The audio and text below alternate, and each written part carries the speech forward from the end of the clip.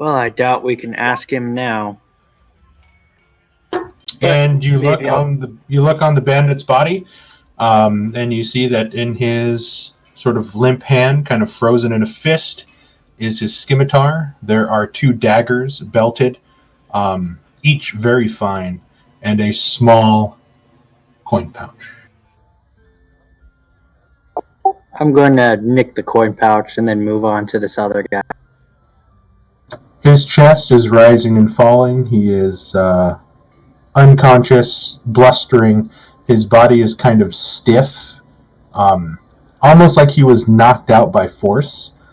And you know that you heard the spell cast by Callista, and know that there's a magical effect sort of holding him down.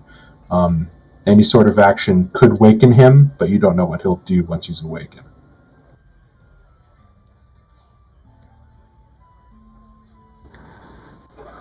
Okay. What are you guys doing upstairs?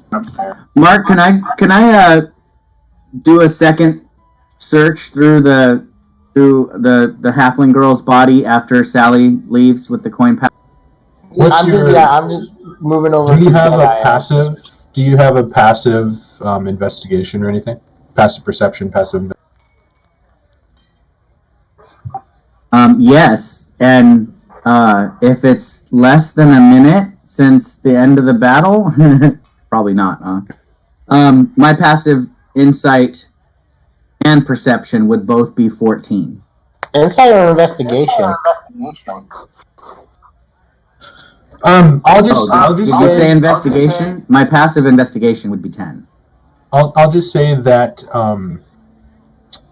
everything that you saw that would have been of value on her was taken by Sally. You go through the pockets of the sort of ruined armor and the sort of roughly kind of like floppy Seinfeld shirt that she's wearing is just sort of ripped, covered in blood, and there's a lot of slash marks and pierce marks through it. It's completely ruined. But you sort of look through everything, and she was really not carrying anything on her person besides protective weapons and her coin pouch. It seems that whatever information she had verbally. That's the same assumption I'm making in my head. So Kane and Goa believe that that's the case. But whatever she had to say, she took it to the grave with her. Nice work, Sally. And then I'll make my way downstairs. Okay. I would like to check the bandits here for any type of information, anything, or even that symbol if it's there. Each of them have a tattoo on their forearm of the same circular shield with the coiled serpent with the open mouth. All on their left forearm. It's very, I guess, Harry Potter style. I guess it's their dark one. But each one is carrying a polished scimitar, a weapon that they take really good care of, and they put them to good use, as you saw. While they were sort of lowly bandits, they did know their way around a fight. Some have daggers belted on. Others do have small light crossbows bolted on their backs and a small sort of box of corals kind of tied around their quads. They're very heavily armed, not very armored. They're wearing a mishmash of leathers, things like that. Something light that you would wear on a ship. But each one does have a coin pouch and or some jewelry that you can take. I guess I will try to grab as much as I can with the jewelry and coin pouches. But as for the symbol, go ahead. Give me a general investigation check. Investigation. Where are you? You're right here. Oh, I can do this. -1. Okay. Oh, there you go. From all the dead bodies you see, from the bandits, you managed to take about 25 gold pieces and 15 silver pieces, all accumulated, 2 gold rings, and 1 gold necklace. Let me know when you have that written down. I'm searching through Deadeye for treasure and anything of value or information on him. Give me an investigation check, Sally. And then Grimdak, you're like, well, those guys are dead. I'm going to search. So you go over to the fallen half-orc, and you go over to the headless, sort of, looks like a dockhand, and you search the dockhand's pocket, and you see that he only had about 2 gold pieces left to his name that wasn't taken by Tarina. And you look at Wall Knightley, and you see that he had a coin pouch, about 20 gold in it. It was 10 gold lighter thanks to Lai Fang, or 10 gold heavier thanks to Lai Fang. And what was I saying? What did he have on him? Oh, he has a very big mace that's sort of fallen on the ground next to him, and just a bunch of random bits of like metal beads that he has in his beard. But I don't think you're gonna do too much for it.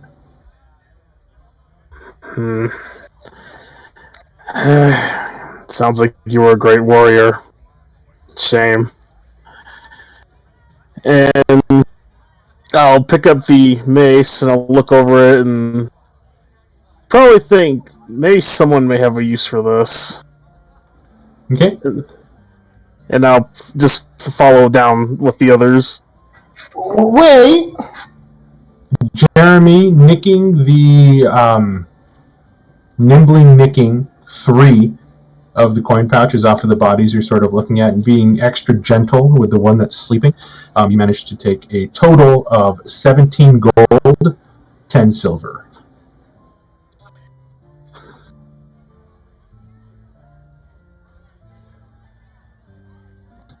Sally, you're looking over this large, hulking pirate that seemingly destroyed everybody up here almost on his own.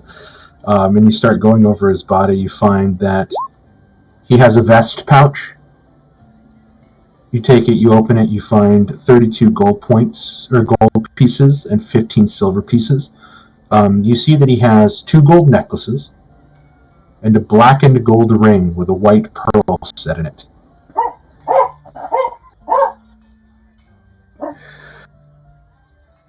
Can you repeat the jewelry again, please? 2 gold necklaces, and a blackened gold ring with a white pearl.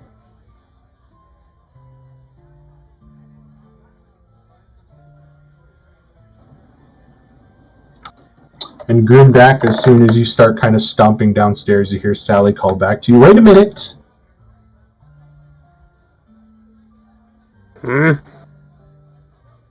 Carry this one down. And I point to Cariana.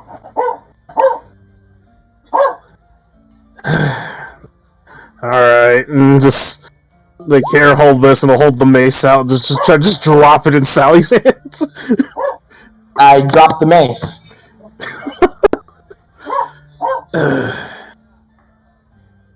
It's not that heavy. I don't need it. But we need her. Be a good lad and do your job. And I walk down the stairs. You're lucky I don't shave you in your slight.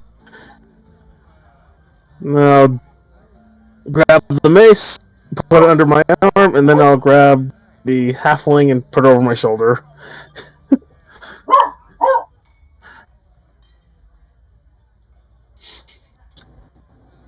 You pick up the dwarven woman and you begin to carry her down. She's very light.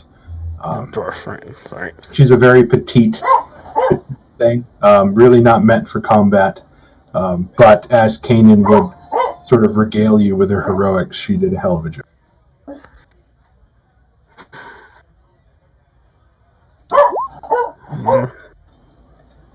You guys take stock. Key Lim brings to your attention that one of the bandits is still alive, and he's starting to stir. Well, if nobody else will deign to secure him, I will. I will take out my rope and I will start fastening a noose, with which I will slip it over and around his neck. Okay. Easy enough. You drop it. You drop it under the neck, and he starts to sputter and cough. Is one still alive? Just kill him already and be done with it. Do we really need him dead? Callista calls out, "Don't kill him." Do we need him alive? He's the only one left. Exactly. Do we need him alive? I think that is called murder, and that may be illegal. What we did upstairs was self-defense. Potato. We're still defending ourselves. If we let him live, he'll come after us. Technically, this would be classified as a public execution, which I do have the right to perform. See? I shrug my shoulders. I mean, I as long as you've gotten everything that's necessary out of his, I don't care.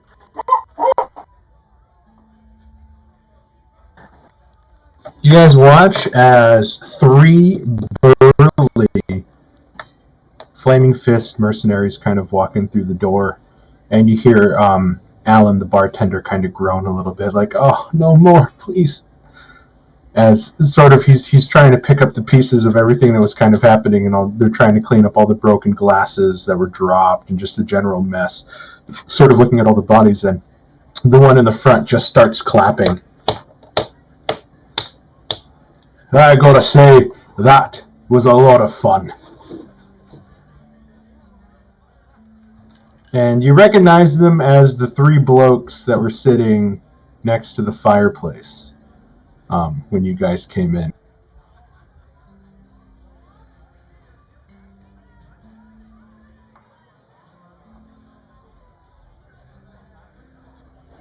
Are you here to check on our progress? Yeah, we were. And then, and then you guys happened. It was fun. Did you find out what you needed to find out? No. No. Old Zodge might not like that. The other ones are like, yeah. I can't see him around the corner. I'm on the stairs, so. Who's that bloke you got tied up? A survivor. Let's bring him in for questioning, shall we? I'll pat this pirate on the back and I go, "You hear that? You get to live another day." Well, some people won't call it living, but to each his own. Bring him over here. I will pull him by the neck with the rope, and I will follow the Flaming Fist. And he'll kind of, one of these guys will walk up and kind of kick Lai Fang, kind of like nudge him. What's wrong with this one? He dead. He's the one that caused all this, and yes, he is. Not very tough, huh? Actually, he was tough, but that bandit was something else. I haven't seen a warrior such as him in all my days. All right, well, take your name for it. Why don't you, I don't know, why don't you drag this one along? Might be able to do something for him back at base. You, ugly! And he kind of looks up to you, Grimdak. Who's that? Another one of your lot. The person we were supposed to talk to. And they all just start laughing. Ah! You guys are too much. I like you. Bring her along too. We kind of need her. Yeah, we're all going the same place. And he kind of opens up his cloak and his breastplate. There's a flaming fist sigil sort of pinned onto it. Oh, I wouldn't. Yeah, I think I did last session. I picked up my badge again. Come on! Can't wait till Zod hears about this. And he'll try to go down the stairs, but he will probably go to about right here, put the mace on the table, and just say, anyone wants it? Here it is. And then he'll just keep going. Clay walks back over and he picks up Light Tang. Fireman carries him. And you guys just kind of fall back in step with the three mercenaries that work for the Flaming Fist. And you give one last glance back at Alan, and he's just sort of near tears, looking at the mess and the dead bodies that nobody's bothering to help pick up as you guys just kind of walk out. And again, all the while, that new song is playing in the background, and the voice is just singing, sort of adding a very dour, melancholy mood to the whole situation. Before I go, I'm going to toss Alan one of the coin pouches I picked off the bandit.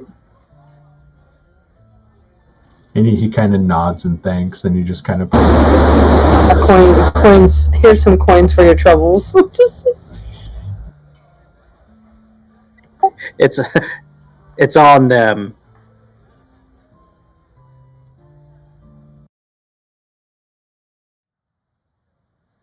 So you guys are leaving the Elf Song Tavern back towards the Basilisk Gate. But instead of heading towards the gate, you guys enter a large sort of fortified building. It looks like a small keep compared to everything else. But it just makes everything else look like it's shabby and about to fall down. It's a very strong-looking stone structure. Probably meant as a last resort if there was like a riot that broke out that they weren't able to handle, or if an invading army was coming out, they could try to use it as a sort of inner stronghold. Sort of unceremoniously marched in, nobody really paying attention to you guys besides like sideways glances at people carrying dead bodies, and everybody's still sort of covered in blood and beat up. You guys are taken into a large room, and there, still with his shirt off, just kind of drinking ale, looking down at a table surrounded by some guards. Some of them you saw at the Basilisk Gate is Captain Zanj. And he kind of looks up and he's like, well, isn't it my favorite people? Come on in, tell me what you got for me. And he's just got a big old grin on his face, like he's very happy to see you. That took a lot less time than I thought it would. Glad I put my faith in you. Well, show him what this oath did. And I point to Laofane's dead body. We have acquired some collateral damage. Told you not to worry about that. That's what the badge is for.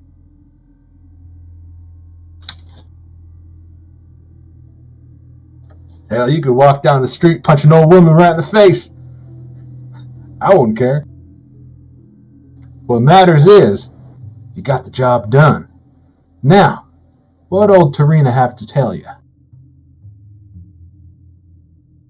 I don't know. Why don't you ask her? And Contact has been killed along the way. Well, now that is disappointing. But I must say, you had a problem, and you brought that problem to me to fix. That means you trust me. I trust you too. And I gotta say, I accept each and every one of your offers to become personally indebted to me. That's how we build strong ties. By Jesus, owing I you like any this favor guy. that I want. Hmm. If you can hear it, you can hear my eyes rolling hard. That sounds like a generous offer. It I, is. I put out my hand and say I agree wholeheartedly. I would love to work for this guy. All right. Personal indebtedness. I love it. Now, let me clear these maps off the table. Just so we're clear, though, friend, there were others, the ones who Lai Feng attacked, that were there for her life. And had we not been there, she still would have died. He walks up to you slowly, and he puts his left meaty ham-sized fist on your shoulder, and he squeezes, and he keeps squeezing, and you start to feel your bones grind together with the sheer strength of this man. Now I know right now we're on good terms, boy, but when you address me, you will call me Captain. And he kind of looks sideways at you. Is that clear? Yes, Captain. And he eases up. All right then. And he kind of slaps you on the ass. And he kind of turns around. When he's out of earshot, I'll just do a low growl, like a dog or a cat would if somebody scared them and walked away. Now, if anything, I can say that I can put my faith in each and every one of you, except the dead one. He seems quite useless, but I think you've grown attached. So just for you, this one time, I'll help you out, and we'll see if the healers can get him back on his feet. Is that real necessary? Again, like you said, he is useless. He did cause her death after all, so I think it might be, I don't know, since he's caused a whole problem. Well, here's the problem with that. You see, he was attached to your group. You are a group. You all had a job to do. His failure is your failure. And he kind of smiles and he looks at you directly in the face. As it most definitely was her failure. So in truth, you are the cause of all my issues at the moment, and I'm willing to look it aside, but if you keep talking, I swear to holy God, I'll have old Eleanor here beat you to a pulp. And you look over and you see a very muscular woman, no sleeves, wearing this sort of breastplate with sort of fur lining coming out of the neck. She looks like a northerner from far Neverwinter. Pale skin, long brown hair, and just the sheer size of her speaks of the northern tribes here in the Forgotten Realms. She kind of sort of looks at you and winks and smiles. She kind of cracks her knuckles.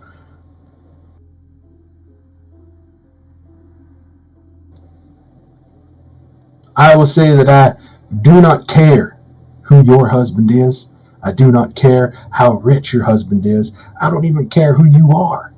You work for me, and I work for the council that runs this fucking city. And I can tell you that the council that runs this city is more powerful than whoever the fuck your husband is.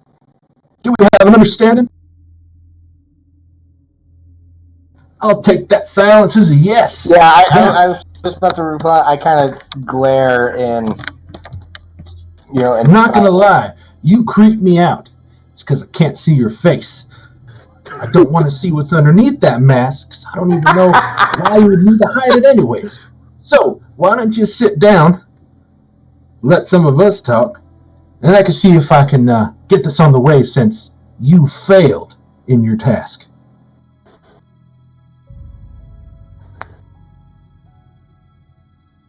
All I hear is, shut up, the adults are talking.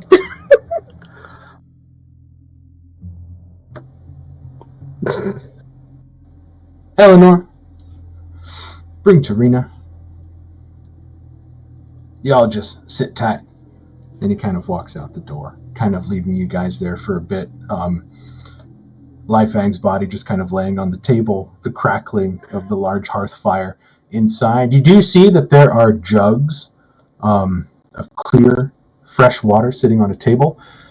There is a cask of ale sitting at a table with some mugs laying about that's just kind of there. Whatever papers that he did have on the table, it was rolled up and taken with him as they kind of left the room. The door closes, and you guys are just kind of left to your own devices at the moment.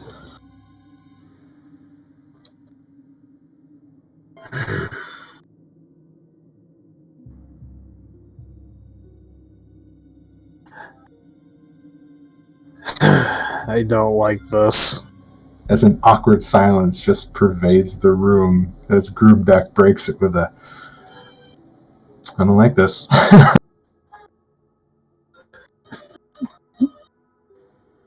What is it about the situation you do not like? Memories. He sounds like... I'd rather not say. But let's say if it was anyone else, he'd be in the water by now.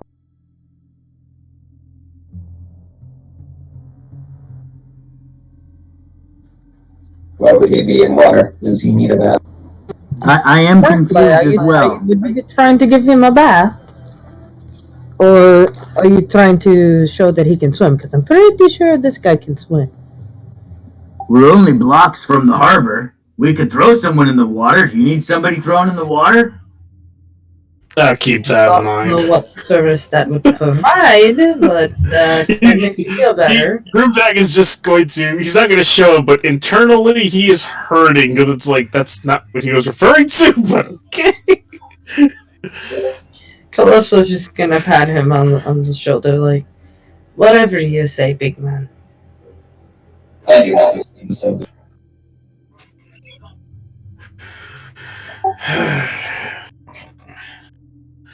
Long story. Speaking of which, I'll look to our pirate and I go, perhaps you should start giving us some answers. His eyes are wide as he just kind of looks at all of you guys and just kind of stays quiet. I can make him talk. Just leave him in a room with me for 5 minutes.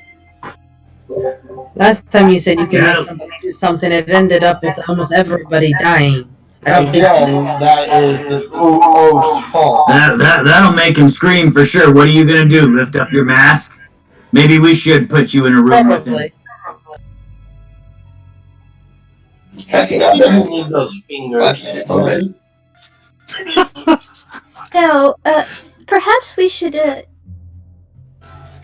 be nice? You're in the wrong city in order to be nice, lady. After all, you did try to start a revolt. How's that being nice? And look at the position you got us all in. Well, I believe what I was doing was for something right. This is not.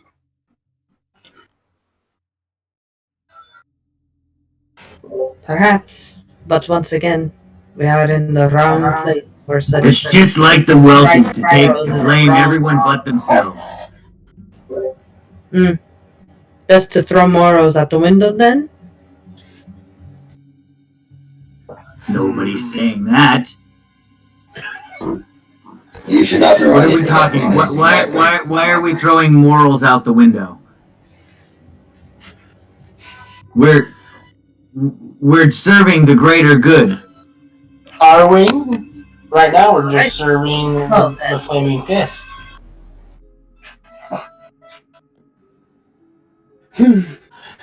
I have a purpose beyond your short-sightedness, woman. And if serving the Flaming Fist helps me achieve that purpose, then so be it. I think Grubek's gonna look dead at the bandit and move up and gently put his hand on his head and just, you can talk, right? Footsteps start echoing through the hallway, and the door slams open again. You see Zaj walking in. Now he's wearing over his large, sort of muscular torso, just a thin, sleeveless kind of cotton shift that he kind of threw over. Something that you would wear under leather armor to sort of soak up the sweat so nothing would get like kind of itchy underneath. And he is followed by a cleric. And he sort of stops in, leans down. Ah, hell! I didn't even notice this little freak. Who's this? And he sort of points at the sort of scrawny bandit that's kind of like tied up with a noose. Consider it a consolation prize. He's one of them. He's one of the fellas that was after your girl. He's all yours. You think he's important?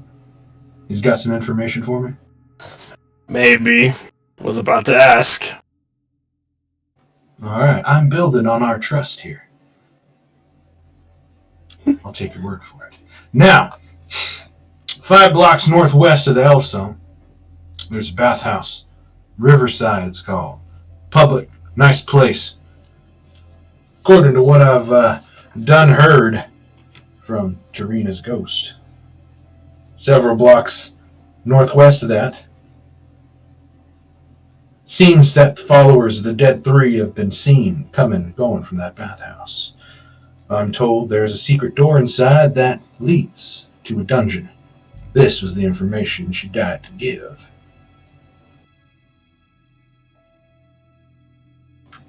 Your task that you have no choice but to take. Go out there and clean them rats up for me, huh? Mark, do I know who owns that particular bathhouse? Give me a history check.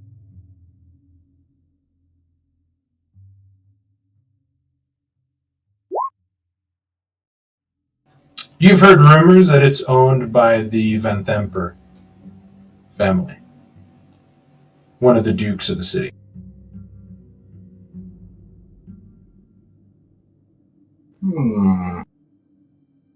Okay. Now, Cecil, take a look at this one.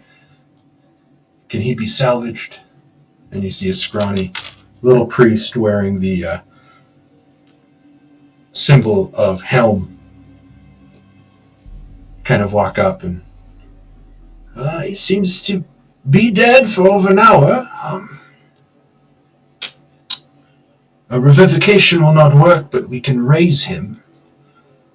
The ritual will take about an hour, but I'm sure we can return his soul to his body, if that is what you wish.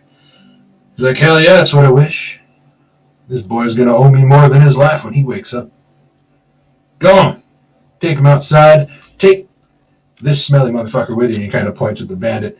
Bring him down to the dungeons, let Eleanor have a few rounds, and he kind of like shadow boxes a little bit. See if he talks.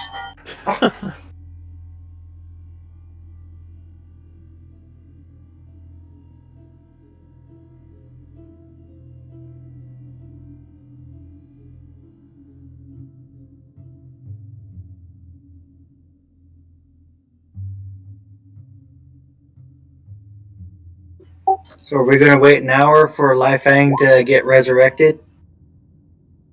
If we must. I'm willing to wait here for an hour and be there with Lai Fang when he wakes up. Besides, I kind of want to see a resurrection. I've never seen one of these before. So if I'm not kicked out of the room, I would very much like to watch. Well, why don't you pick up his body and you can carry him down for us, huh?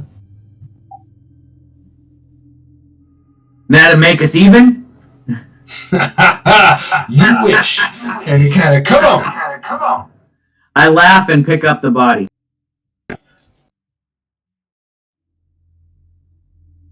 I will hand the bandage over to Twas one of worth the try.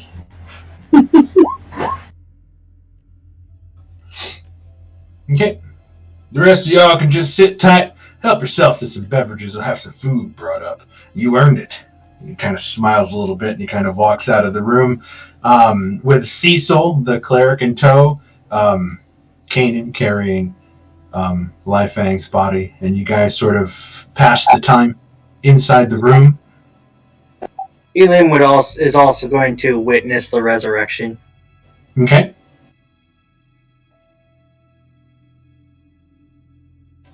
The doors close.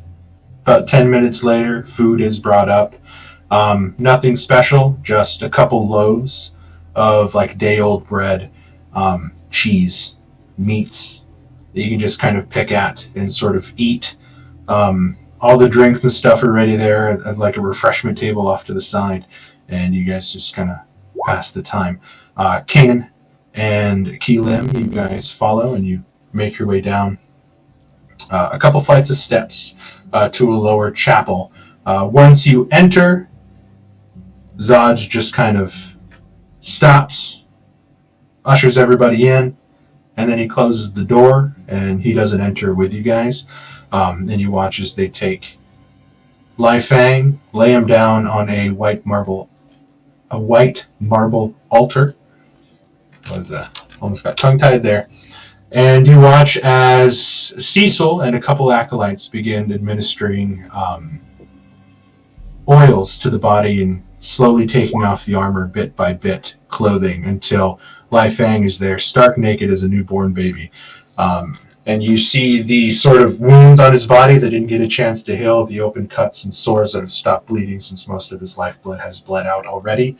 And they begin to sort of wash the body first, and then they begin to anoint it with oils, and then they begin to crush herbs like incense and douse the body in smoke as Cecil begins offering prayers to the Lord Helm to bring back a soldier in the fight against evil. After an hour, you see the old cleric nearly collapse in exhaustion, and it's almost odd as you look at Lai Fang's body. You see him start to breathe, but there's almost a secondary after image after each of his motions. His chest rises and falls, and then there's an apparition of his chest that stays and then falls and then catches up. As if two images are trying to link together to form one. And Lai Fang, you open your eyes. You're extremely tired. You lift up your hand before you, and you kind of move it in front of your face and your fingers. And it's like that, you guys seen the Chronicles of Riddick, when he's fighting the Necromonger boss, and he's sort of like moving, there's after images? Oh yeah. Oh yeah. That's what you guys are sort of, those of you in the room are kind of looking and witnessing as Lai Fang is kind of moving, and it's leaving these after images of his hands until they snap back together. And you start to breathe a little bit. Your vision begins to clear. And you are cold, lying stark naked on a table, covered in oil. You sort of turn to the right, and you see Clay and Kanan sort of standing back away from the altar, kind of hands behind their backs, while Keelim is sort of making a bunch of notes in a notebook as he kind of looks at you.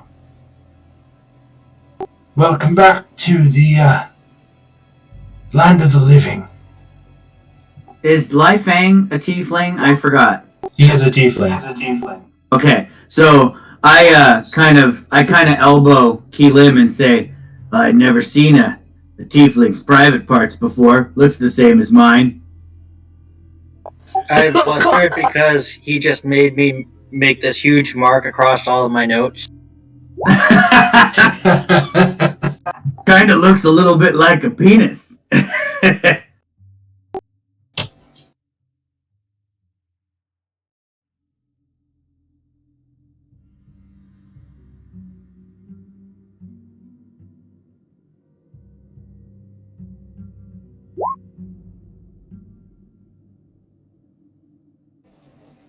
And the priest kind of looks at you sadly and kind of pats you on the cheek. And you see that his eyes are sort of drawn. His face is kind of pale, like he just exerted himself. And he kind of pats you on the cheek. And, well, don't think me just yet.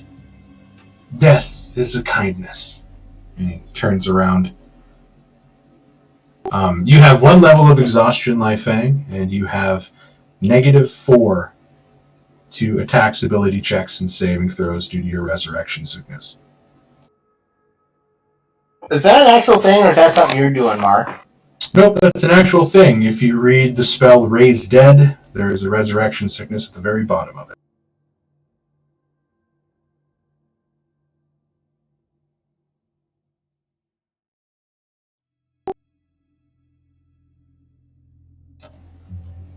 You have 1 level of exhaustion, and you have a -4 to attacks, ability checks, and saving throws. Each one requires a long rest to get rid of until you feel normal. So you have 4 long rests before you feel normal again.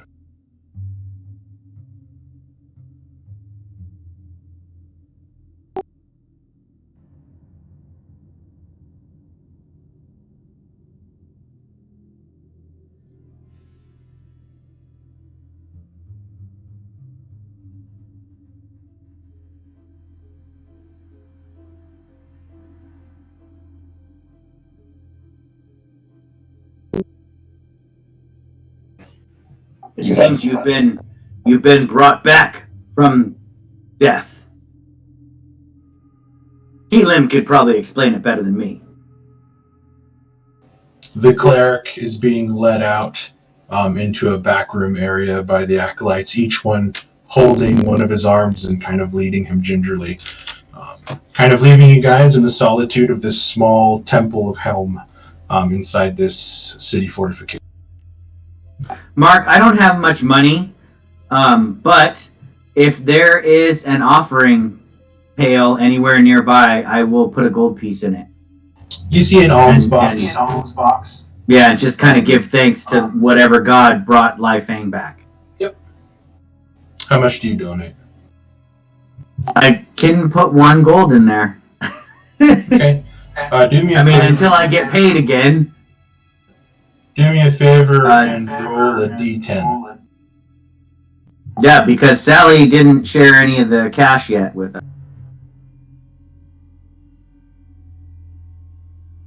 Okay, you have 7 temporary hit points. Sweet, thank you. Carla, Sally is in the room with you guys. Yeah, I'm in the corner just watching you all. Very elegantly, I might add.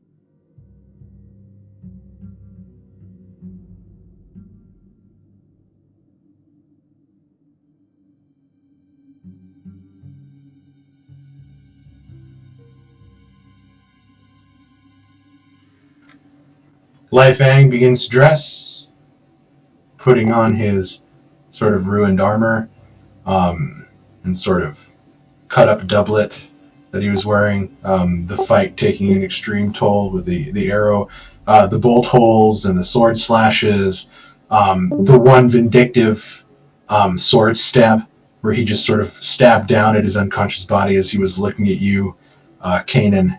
Then you kind of see that wound that's been sort of sewn up onto his body and just all the scars now as he kind of starts putting all of his clothes on. You guys turn around and you begin to leave the chapel, opening the doors back up, following the same path until you guys enter the top steps and re-enter the room where everybody is sitting. Those of you inside hear the doors open, watch as Keelim and Kanan walk through, followed by a very exhausted, weakly stepping Lifang.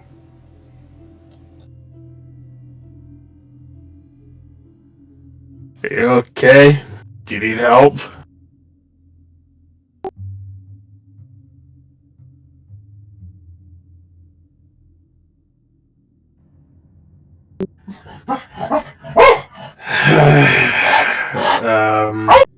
We did, but no thanks to Sally. We have been given a new mission to eliminate all the rodents in the bathhouse.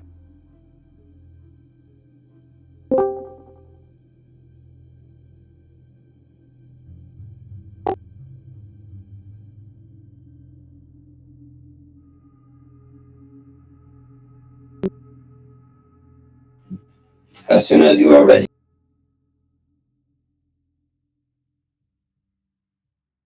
It is a walk, so... I mean, what time of day is it, Mark? Is it?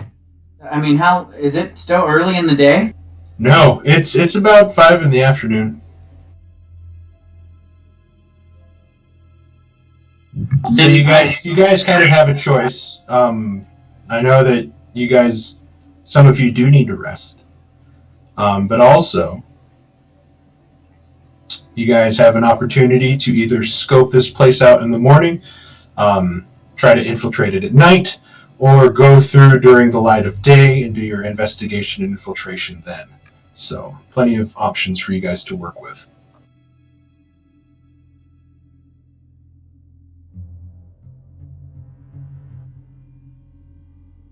I suggest that Lai Feng needs rest before anything else. You did just return from the dead. I think that others of us look pretty beat up as well, and perhaps it would be best to start at the light of day. Sally, for one, is not very good at locating clues as it is with bright light. So doing it in the darkness, I fear she would be completely useless. I didn't see you finding any clues as well. But I wasn't looking. Does keeping a bandit asleep count as a clue?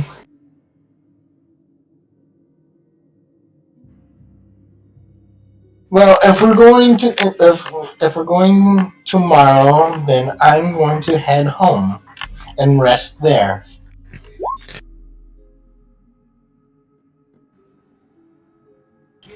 I have no problem with this. Then I will meet you at the bathhouse tomorrow morning when it opens.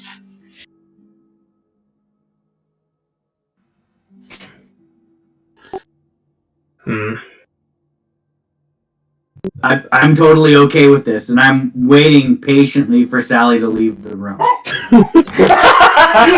You guys hear some loud footsteps walking down the hallway, and then you see Captain Zodge now wearing what seems to be full plate armor as he kind of turns and he's like, "Hey, look who it is. You look like shit." And he kind of walks up and he kind of gives you a soft punch to the shoulder. He's like, "Everything turned out okay," and he's kind of looking at you. You horn bastards kind of freak me out too, but you're alright with me. So, what's the plan? We are all pretty beat up. We don't believe that the rodents are going to go anywhere time soon. We were going to go first thing tomorrow when we are fully prepared and rested. If that is okay with you, Captain. See? Old dogs do learn new tricks. He kind of laughs a little bit. He's like, "That works just fine. Just note, news of what happened is already starting to spread. And news that I've lost an informant is spreading as well. So the sooner you take care of this, well, I'd have to say the easier it'll be for all of you. Now, for giving me such a choice prisoner with beautiful, scrumptious news, I'm going to gift you these." And he sets down on the table 3 healing potions. I know, I shouldn't have, but this is coming from my heart.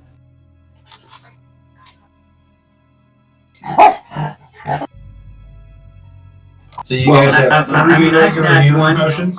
I snatch one because nobody else said anything, so my hand goes darting in there and grabs one.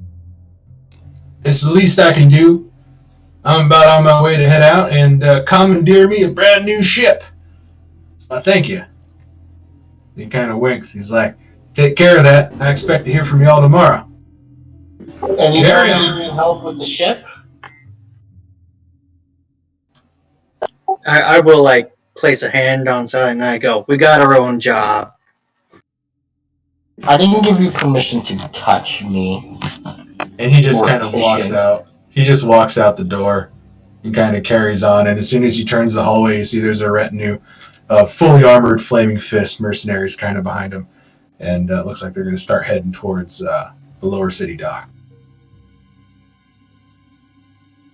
All right, 2 of the potions are spoken for. Who is going to grab the last one? I might as well. I go up and grab one, unless anybody's going to object. I could take it. Or Calypso.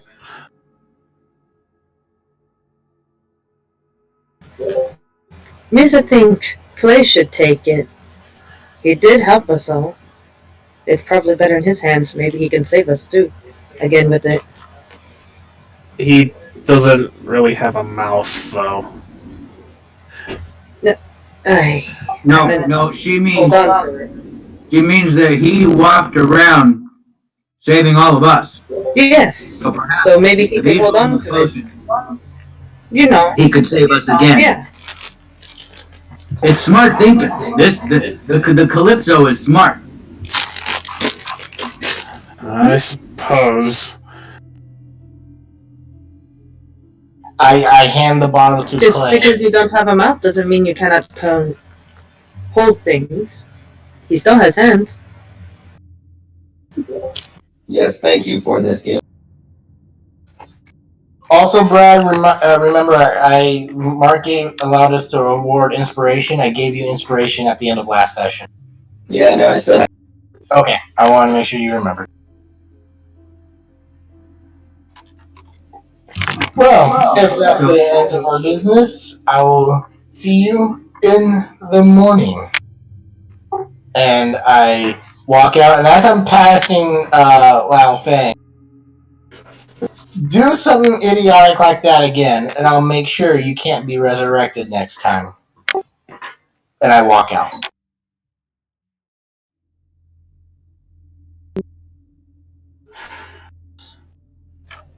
You guys begin to leave and go your separate ways.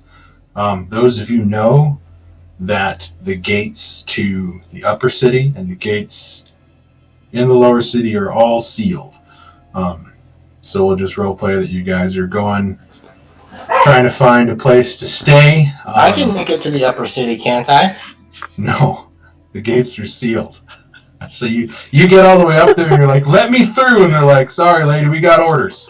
Gates are sealed. I have the as a member of one of the elite families of Baldur's Gate, you may pass through a city gate without paying tolls, mingling among the gate's nobility unquestioned, and impress those on the lookout for wealthy patrons. You are welcome in the upper city. You may stay there after dark without being harassed or evicted. Is that the noble background for Baldur's Gate? Yes, it is. Okay. So after screaming at these guys at the top of the gatehouse, one of them kind of rolls his eyes and kind of walks downstairs. And she's like, all right, well, show me your paperwork. You kind of show him everything, and he's like, all right, open the gate, let her through. Some other people try to move in, and he kind of pulls up his sword, and he's like, stay back, fucking rats. Sally, you walk in through the upper city. The doors are closed. He walks in through his portcullis door and kind of moves back up to the top of the gate as the gate locks behind you. So once Sally is gone, I would talk to the group and say, man, that captain, he must be magic. Because I ain't never seen anybody shut her up but him. Furthermore, she's not here. We could choose to either be at the bathhouse well before it opens and be done with our business and back here before she gets there. Or, it might be even more fun to just have her sit there and wait by herself for an hour or two and show up 2 hours after the place is open.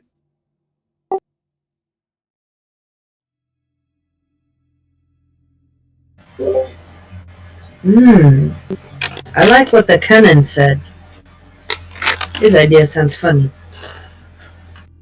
I wonder what she'll do for 2 hours, just hanging outside the bathhouse, wondering where we are. I laugh and Knowing her, she'll probably start screaming at the next person that walks by if they've seen us yet or not.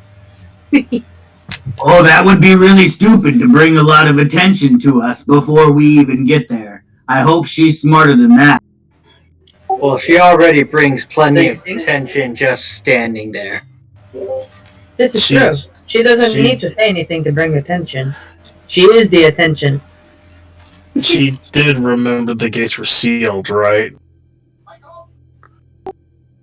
But she thinks she's privileged. Let her go. She can find out the hard way. Right?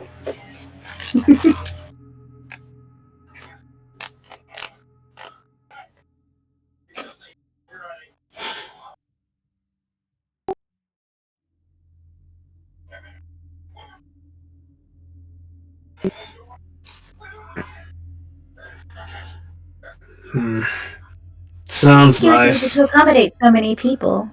You do? I knew there was a reason why I liked you and wanted to bring you back here. Yes, let's go to your place.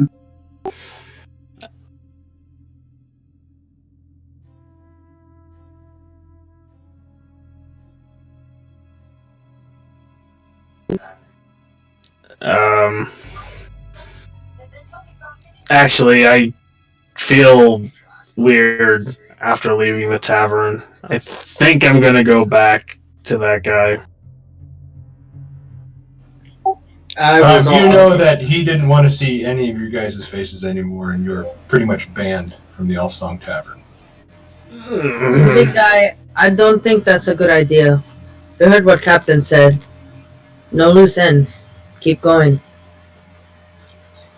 But I got some gold he might like. I don't think those guys want to deal with us again. You might need After what to just just pay happened. somebody to take it for you, rather than go personally yourself. Mm-hmm. Have to wait for the morning then. I know someone who could, if he hasn't skipped town. Are you sure that that's a smart idea, though? You know how the city is, right? Yes, and he knows what I will do to him if he tries to stab me in the back. Alright, if you say so.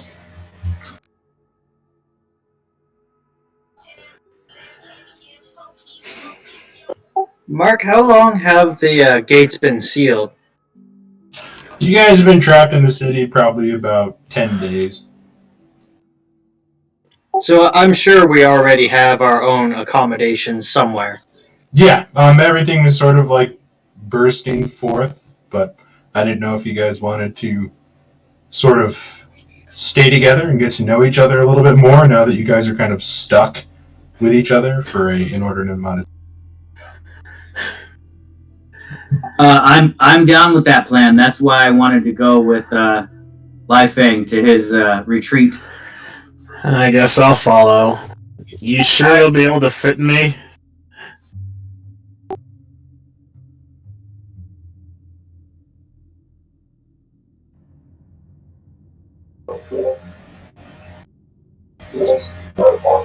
Besides, big guy, it's not like you're a Goliath or anything, right?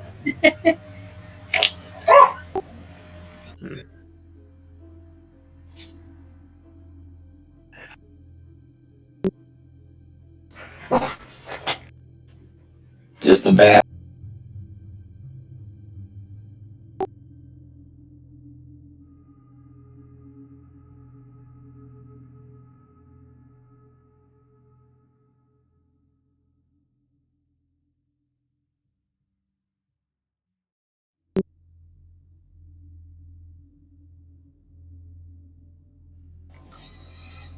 Okay. You guys make it down towards the southern end of Lower City. Here. Following a set of signs only visible to him, Lai Fang leads you to a sort of rundown warehouse. And he kind of does a strange, almost woodpecker-style knock in a series of click, click, click, click, click, click, click, click, like Morse code before an eye hole sort of opens up in the door, and you see just a bright white eye with yellow iris sort of looking out through the door. What is it?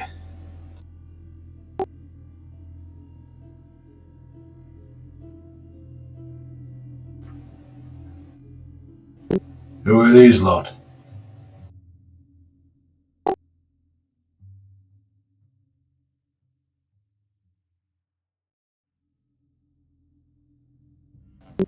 It's your head. And he sort of opens up the door, and he sort of lets you guys in. There's a large room, 20 feet down, over to the right. You could take that up. And you see his eyes kind of go wide as he sees Clay kind of walk through the door. Hello.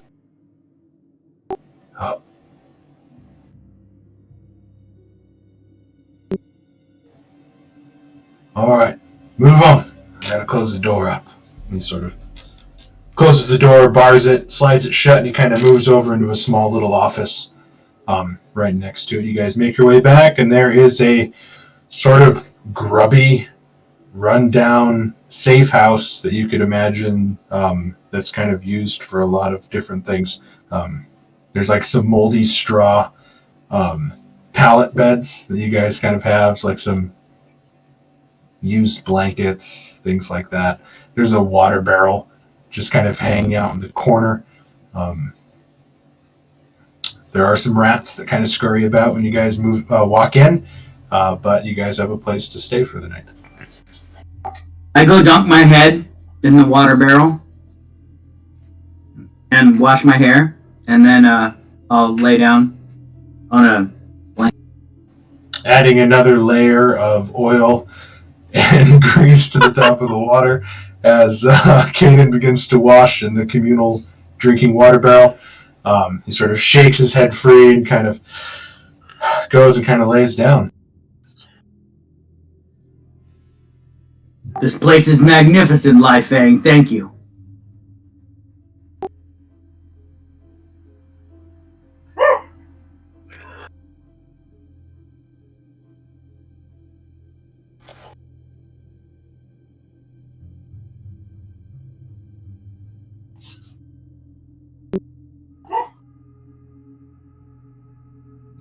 I did.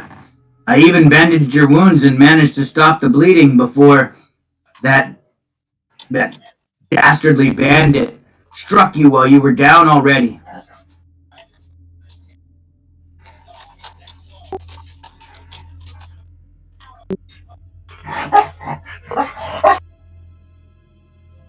And I kind of nudge you lightly and say, at least we can take solace in the fact that you're here and he ain't.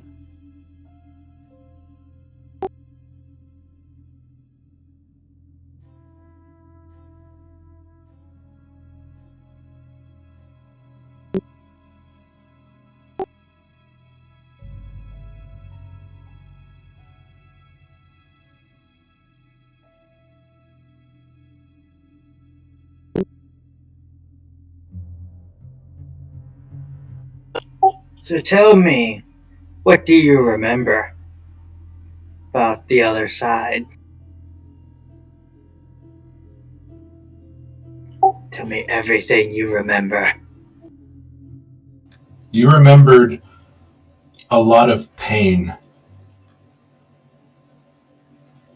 A lot of pain about your failing, about not keeping your end of the bargain.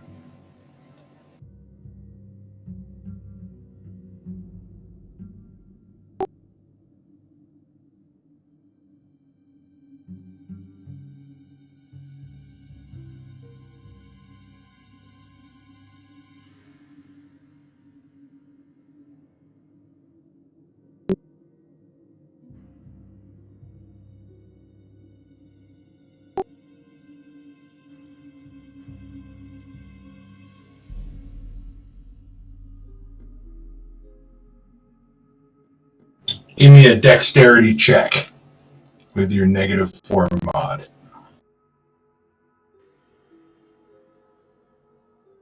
At disadvantage because you're exhausted.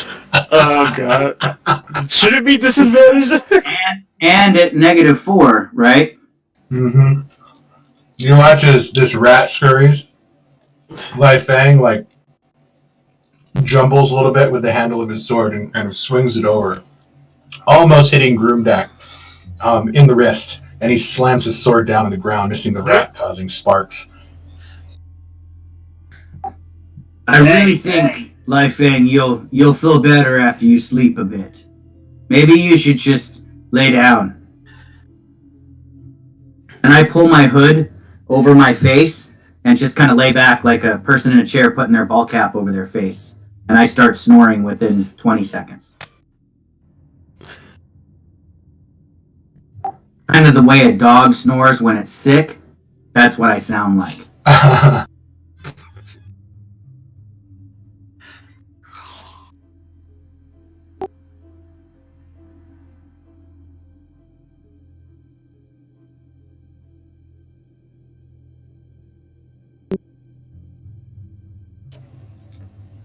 Sally, once you're done handling your business inside the basement, you walk upstairs, and the servants are kind of keeping their head bowed, not looking at you, as you sort of instructed them to do, going about the task of cleaning and preparing food and drinks for you for the night, as one of them hands you a stack of letters.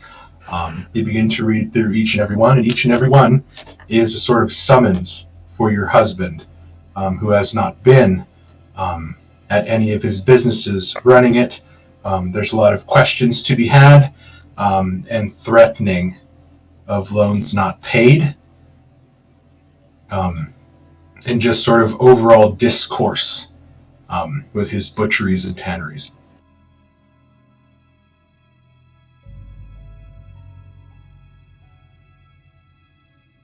Okay. I will go into my chambers with the letters to not to be disturbed, and I will go over them each and every one, and I will elegantly think of replies and start and of how to handle this.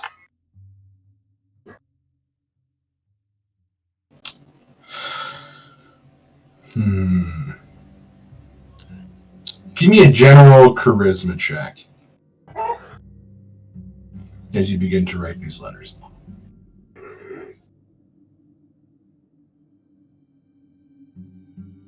Just straight up charisma? Just straight charisma. Okay. I'll let you know.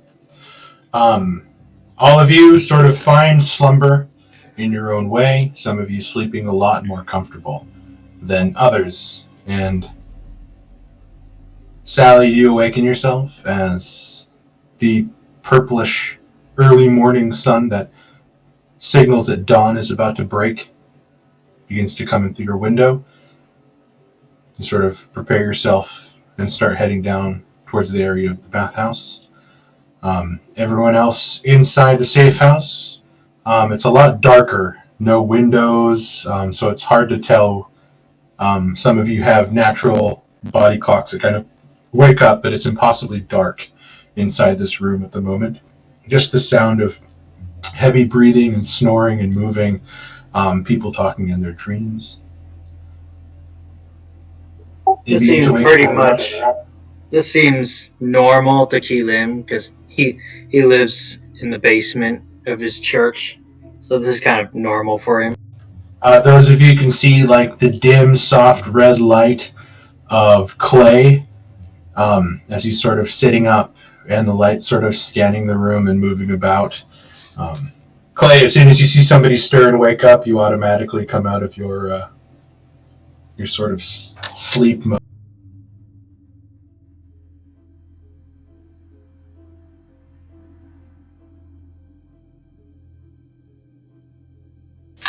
Once everybody begins to stir, there's a sharp knock at the door, and then like a dog door kind of lifts up, and then they throw in what seems to be a tray of like old bread and fried fish.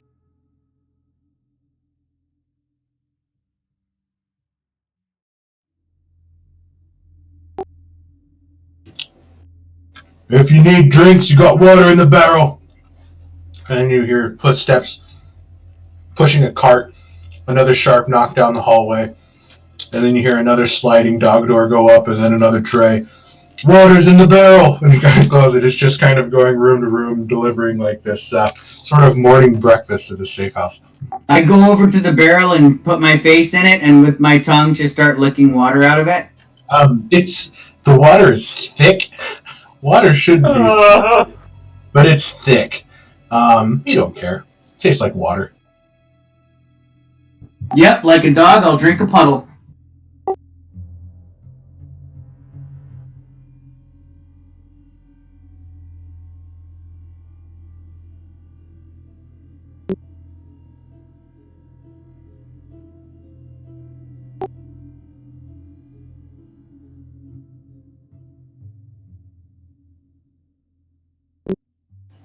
I will take one of the fish and I will just like corn on the cob, just eat it. Nice. Sally, you make your way through Upper City, following down towards the gate, sort of following the directions, the name of the Riverside Bathhouse. You make your way down and you're standing outside of the gates. The two wooden doors are locked. There's about a 10-foot tall stucco wall that's in beautiful condition. On the other side, you see the tops of verdant green trees sort of growing, and a sort of tiled roof. This building is in incredibly good shape compared to the other kind of buildings around it that seem to be like squat and sad. This is a business that they take care of here.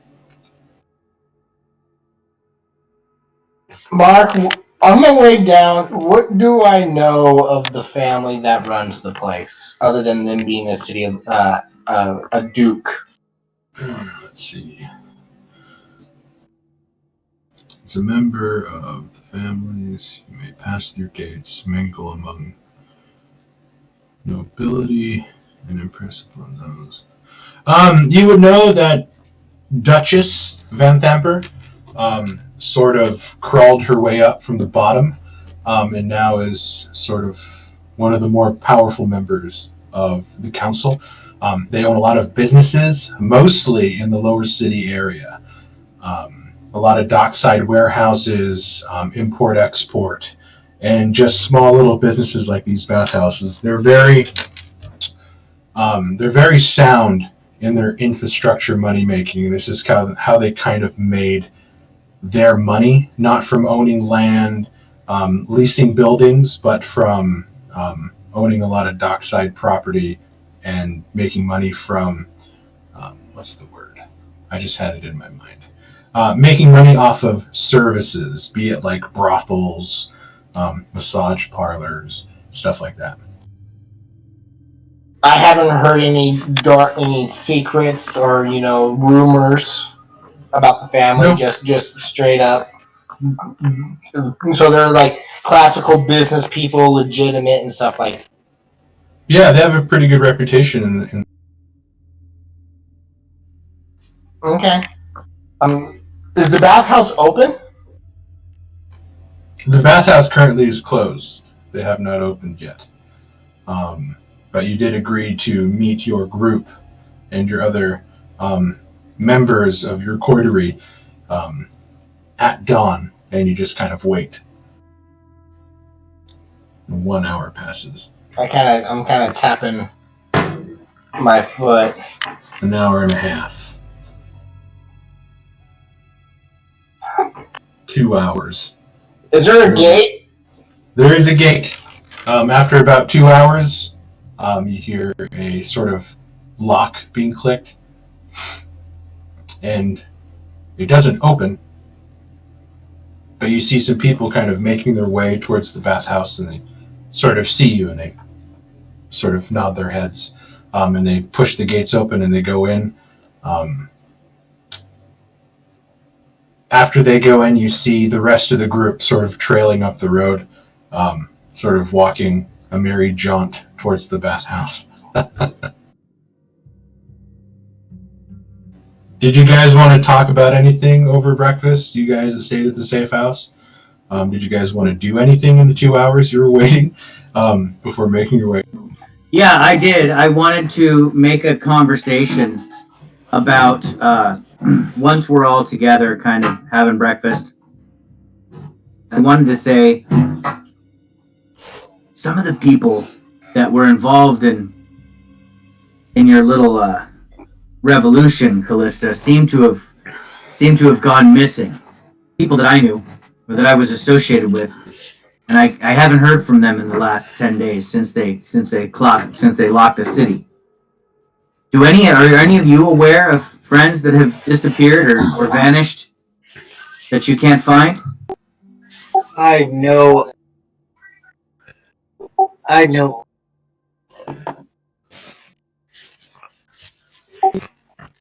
I know of people who have gone missing, and it is odd that they haven't graced my table.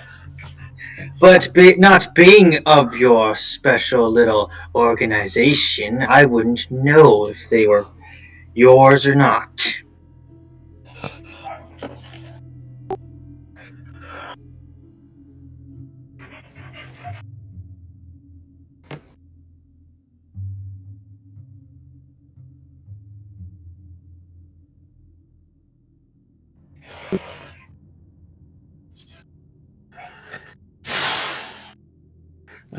Just been noticing, going, taking care of business, noticing some houses suddenly becoming empty. Found it a little weird. Well, I just thought it strange that the captain knew who we were and what we had been involved in. And some of my friends have gone missing. I'm just wondering if you think they might have encountered the captain and his offers of help before we did.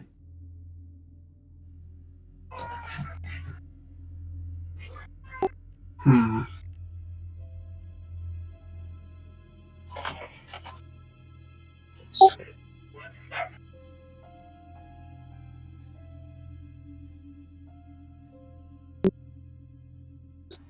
I'm sure we're not the first ones to have accepted our captain's generosity.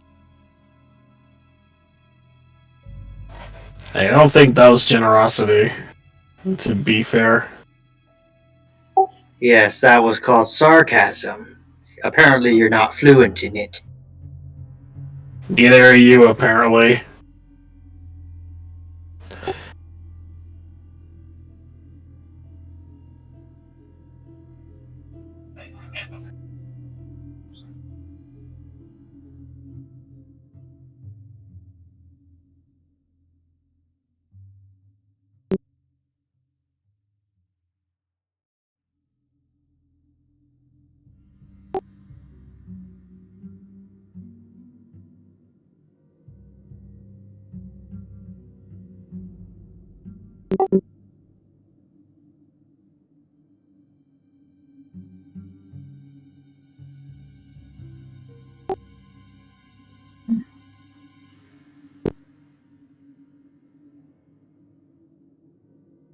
I don't know what else to say. This is all very new.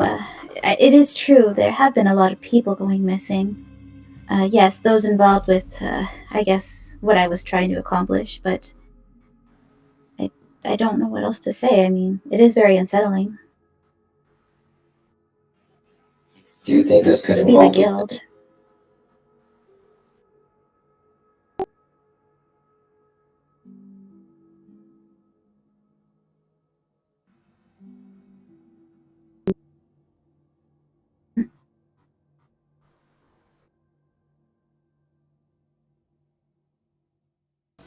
I don't know.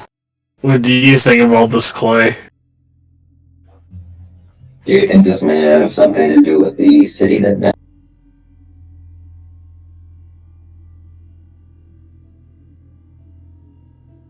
Bull.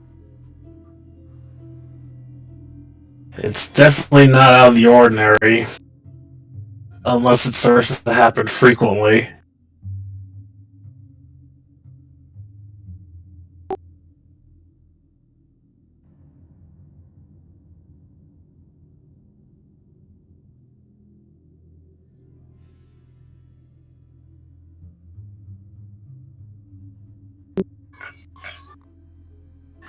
I don't know. Like I said, there could be someone I could talk to. Whether or not he's left town already, or if he's also disappeared, I won't know till I try to check.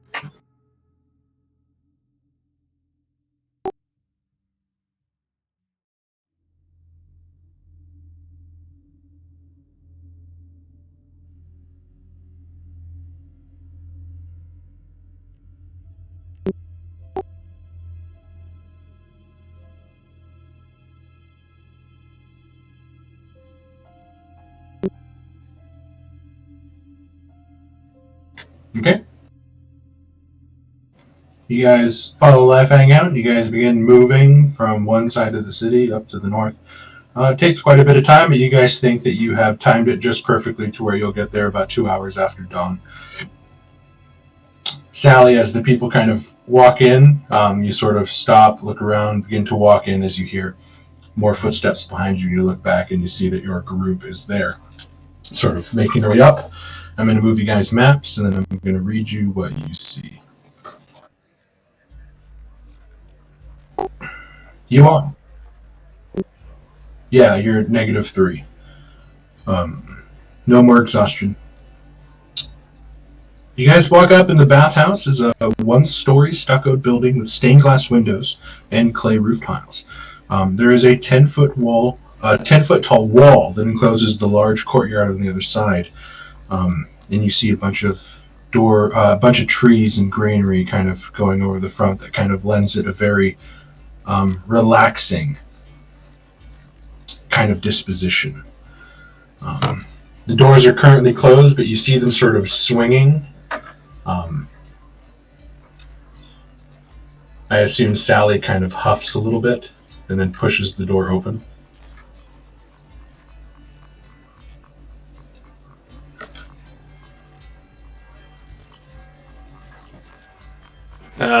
Good morning to you too. So there was no comment from Sally at all?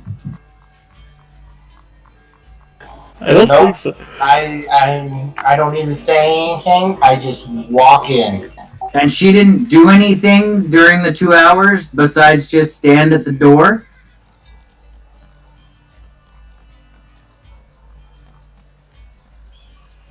It opened literally 15 minutes before you guys kind of got there.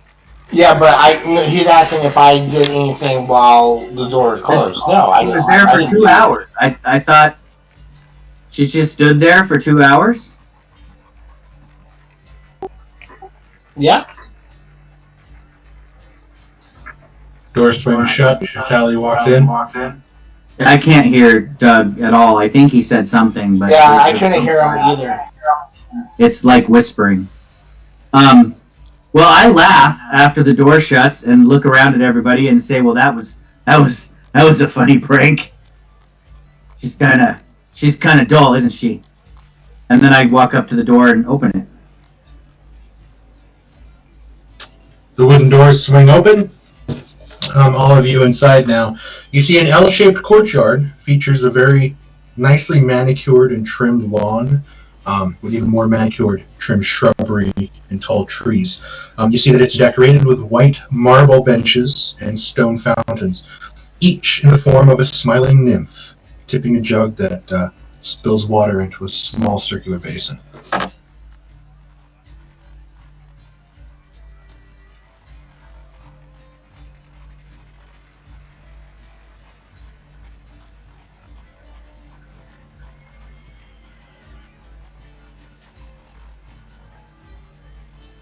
And we're here looking for rats? Is that what we're doing? We're here to weed out the dead three, you imbecile. That's what he meant by rats. Cultists of the Dead 3. Well, I'll follow your lead then. Callista, you're smarter than I.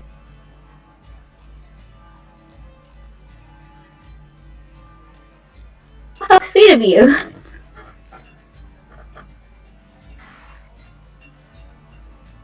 Sadly, you see the main doors leading in, as there's sort of puffs of steam coming off from vents up on top, and you can smell. It's almost like dryer laundry. The scent of fresh linen and very flowery oils kind of exuding with the steam.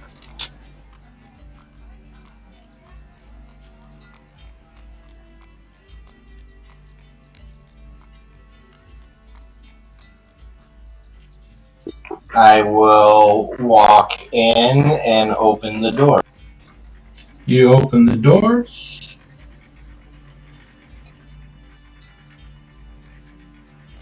You walk inside, and it is a 20-foot-high pillared chamber. Beautiful frescoes of bathing royalty. Natural light is streaming in through a bunch of stained glass windows depicting scenes of nature and ocean life. And it just creates extremely colorful patterns on the tiles of the polished blue marble floor. You see 3 shallow sunken pools. They contain scintillating perfume-scented water that sort of hits you as soon as you walk in. It's very robust, sweet, very heady, and you sort of instantly feel relaxed. And you see white marble benches sort of lining the walls, and stacks of dry, clean linen towels situated near the pools up in sort of the walls. And each of these pools is equipped with brilliant brass faucets that can be turned on and off at the bather's leisure. As you walk in, you see a sort of androgynous looking person, bald head, very slim, wearing a flowing silk robe. In here. Please come in. If you need to disrobe, just do so freely. There are sconces inside. Just place your clothes within for safe storage. Find an open bath. These people should be done quite soon. Please, help yourself. I'm just kind of looking around, and I mutter to myself, it's pretty nice for a commoner bathhouse. One of the best in the city. Yes, I'm sure your mistress has paid no expense. Not at all. This building contains some of the finest plumbing in all of Baldur's Gate. Even some of the dwarves, might I add, quite jealous of the construction. But really? Words merely cannot do it justice. Please, come, disrobe, hop into a pool. I shall bring you whatever you may need. Rose petals, oils, wine. Can you show me this plumbing? The plumbing is below the building, which there is no access unless you break up the floor, I'm afraid. I step in and say, no, she can't be that dumb. But I start removing my clothes immediately as I start walking in, and I come over here next to the wall and set down my bow and my battle axe and get to work on taking my armor off. You see this person kind of walk over, and they begin to sort of help you unbuckle the armor and kind of move things about, take things off, and sort of fold them nicely and lay them to the side. Would you like us to launder any of these clothing while you wait? I look to Sally and say, what does that mean? Launder. Clean. Oh. Excellent. Yes. Take them. Launder away.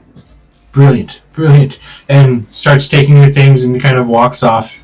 They smell like wet dog, Mark, just letting you know. Yeah, it sort of leaves through the front door carrying your equipment, kind of goes and follows through, leaves through another gate. After about 5 minutes, comes back as you kind of hop into the bath. Comes back, lays down a clean towel next to the edge, and sort of begins to pour oils to sort of scent up the water. If you need it a bit more hotter, this faucet here, points to the one on the right. If you would like to cool down a little bit more, please use this faucet here. I do hope you enjoy your stay. When you are finished, and if you would like a massage, I am at your service, as well as Camilla.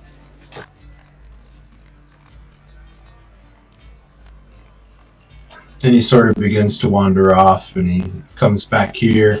At this time, you watch as a large, burly, big old fat dude kind of gets out of this tub, and he starts drying off. He kind of walks into the corner and starts putting on his clothes. After about 10 minutes, he walks out and he kind of nods. He's like, "Until next time, Jabaz!" And he kind of just starts leaving, his bath done. You know how your body shiver? That's what my whole body just shivers as he. I splash a little water up at Sally. Madam, if you do not require a bath, perhaps you would like a massage?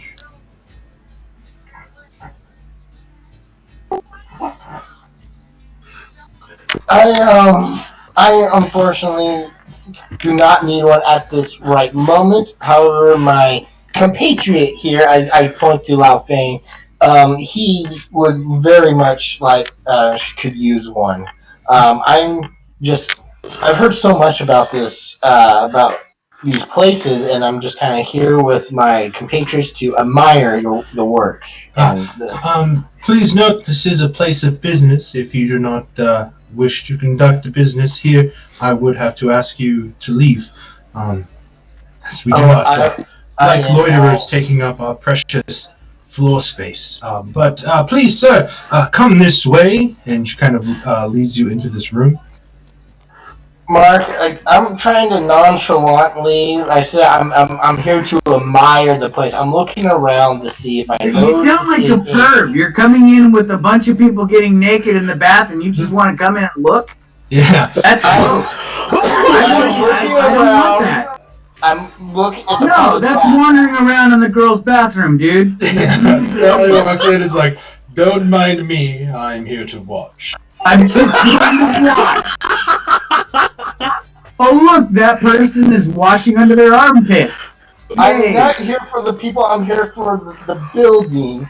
Again, Mark, I will. Yeah, they write articles in the Playboy magazines too, Chris. Are you gonna let me finish?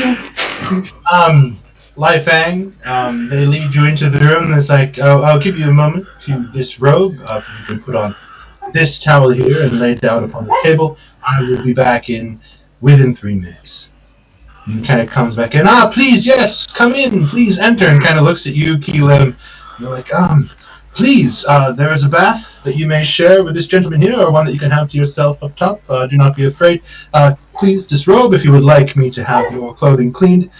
Please just hand it to me, and I will take it to the back, where we will wash the clothes for you, dry them, and have them ready for you before leaving. Do not be afraid. Please disrobe. Use the services. That is what we are here for. Let me know if you would like hop in. Just make sure you don't splash all the water out of my tub. I don't know how I feel about this right now. So, Mark, I'm looking around again. I told her I was admiring the place. Do I notice anything out of the ordinary?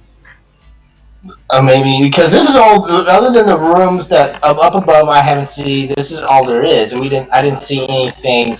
It's literally just a one-story building, with a courtyard and 3 sunken pools, with faucets that lead down to lower plumbing underneath the floor. There seems to be 2 massage rooms that you saw Lai Fang go into.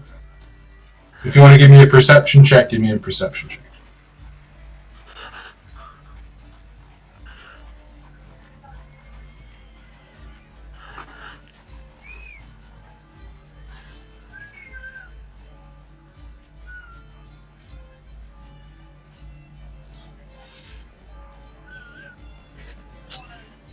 You don't really notice anything on the outside.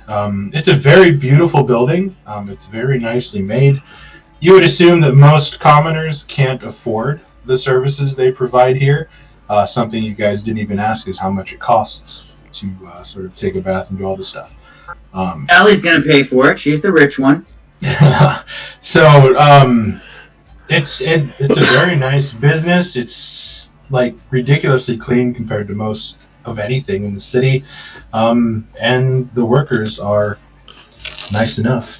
You hear a sort of speak out, Camilla, will you assist the floor, please? I have a customer. And you see this door open and a woman walk out. Ah, hello. May I help you, sir? No, not that one. Apparently, she is here to watch. Actually, I And then could he use kind a of goes massage. into this room, and then he begins to get a massage. He's like, What's your name, madam? I am Camilla, ma'am. I would very much like a massage. Facial, hand, foot, full body. Facial. If you could please take off your mask, I could have you lay down on this bed. Is there any way we could do it in private quarters? Well, there is only one place to have a massage, madam, and it is in this room. But I cannot massage your face if you are wearing a mask. Oh, I will remove the mask. I would prefer it not for everybody.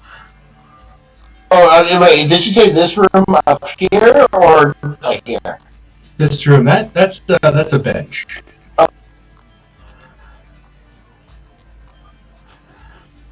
Clay slowly sits into the bath, and just his sheer amount of weight just begins pushing stuff off of the sides, and Kaden, you just have to turn the faucet on to get more water back in.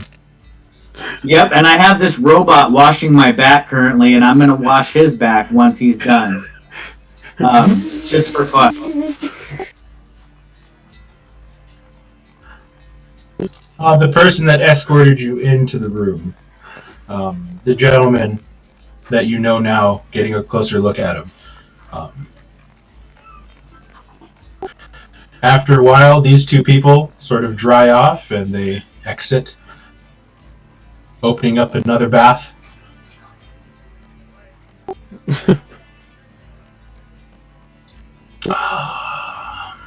About 2 years. They pay me well enough, and, well, it's really not that hard of a job, to tell you the truth.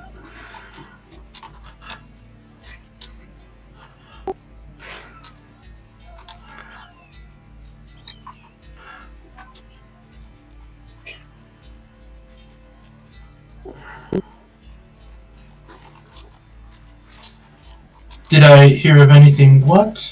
And sort of, as he's like kind of rubbing your shoulders.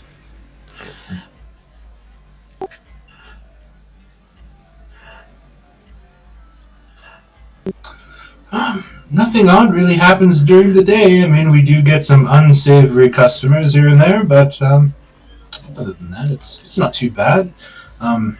It's a business that is owned by the Duchess Salamra van Temper, so her son, Mortlock, is the one that handles the day-to-day business. I do not believe he is in today, but he might be in the following.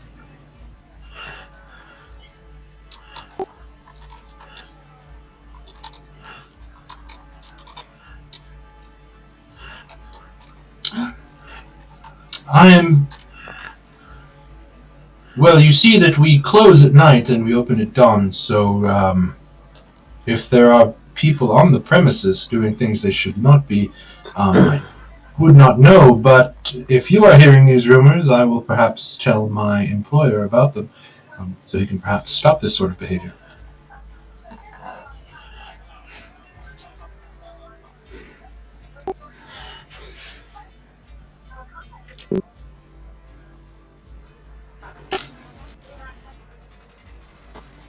I do enjoy working here. It beats tavern any day.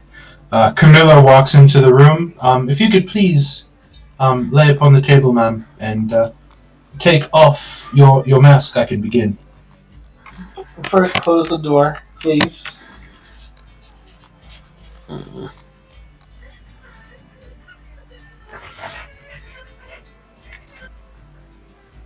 Closes the door. I pull out some gold. I say, I am not here for a massage. Then can I ask you to leave the room? I need information. And I lay down 23 gold pieces. Or no, 32.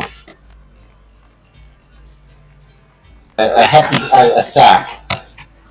I don't know what I can do for you, but if I can answer anything, I will. And she's sort of looking at the gold very greedily.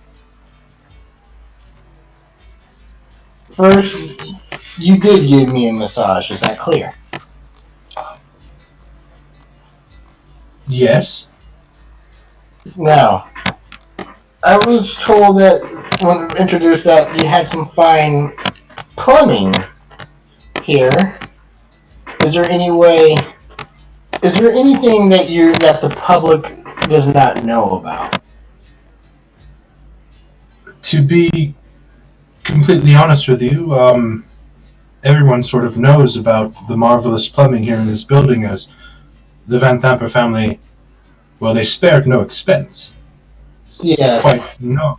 It's one of the best bathing houses in the city. But say there was an issue with said plumbing. How does one fix it? Or I'm just an attendant, Mum. And a massage therapist, you would have to bring up any questions about the plumbing and building structure with a member of the Van Thamper family, or even her son Mortlock, which runs the operations here. He has not come in today. I'm not sure if he will be in, but he would be the one to ask. can I tell if she's lying to me? Yeah, give me an insight check. Yeah, she has absolutely no idea how plumbing works. She's just here to touch bodies. Okay, I'm trying to get if she knows anything that. Like, she's being completely earnest with her answers, and she's even trying to elaborate more as she's looking at you and looking at the gold.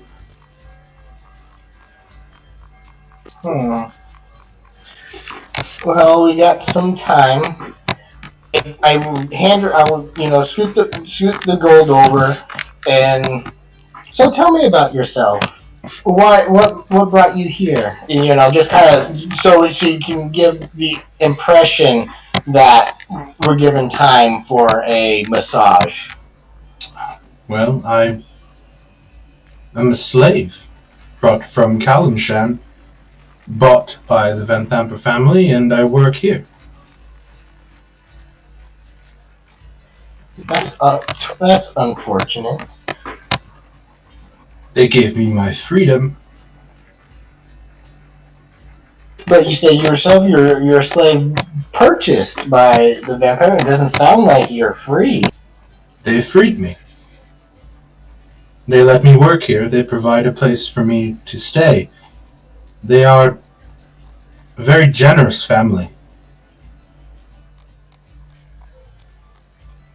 And you haven't seen any dealings going on here, perhaps just any unusual patrons that don't usually come in. Well, you are probably the most unusual patron we have ever seen. I thank you for that. But again, there are people that meet with the owner Mortlock. There are business deals discussed, but he runs many a business in the lower city for his family. Does he do business meetings here? They meet out in the courtyard over some drinks. But me and Jabaz are usually out of here once nightfall comes. It's a very strict closing time. I see. Well, I understand. It's a business after all. And Mark, as I'm asking these questions, just talking, I'm walking around the room, and do I notice anything different about the room? Give me a perception check.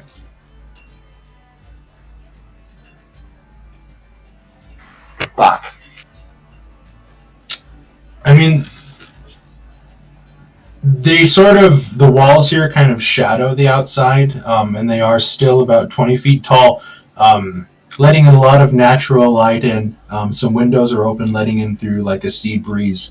It's quite relaxing inside. Some more colorful frescoes, kind of tapestries hang on the walls. But as you kind of walk around and kind of have this conversation and look around, you don't notice anything out of the ordinary.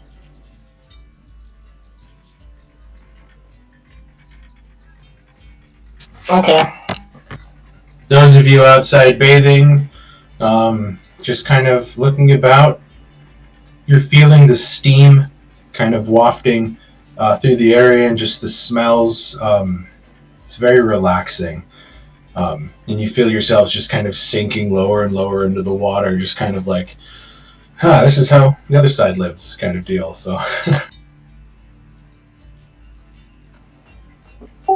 Could you remind me what information we got from the captain about this place? several blocks northwest of here is a public bathhouse with a walled garden and frolicking nymphs carved into the front gates. Followers of the dead three have been seen coming and going from the bathhouse, and I'm told there's a secret door inside that leads to a dungeon. Alright, I'm in the bath, but I'm like not enjoying it. I'm scanning the room, seeing if I notice anything like out of place. Give me a perception check.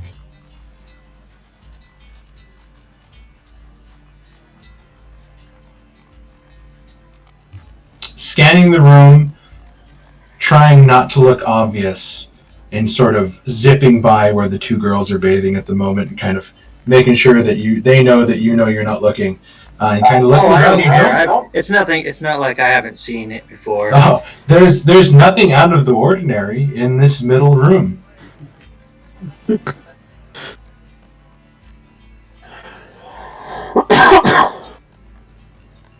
Lifang, your body feels relaxed,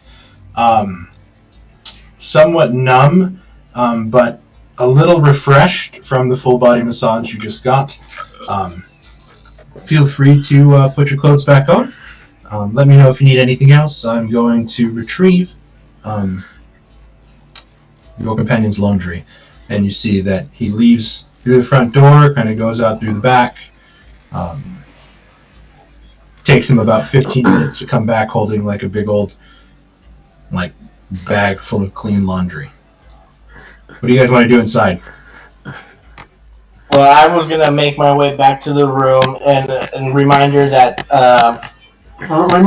she to keep quiet about our conversation and whatnot. And She takes the 32 gold and she nods her head.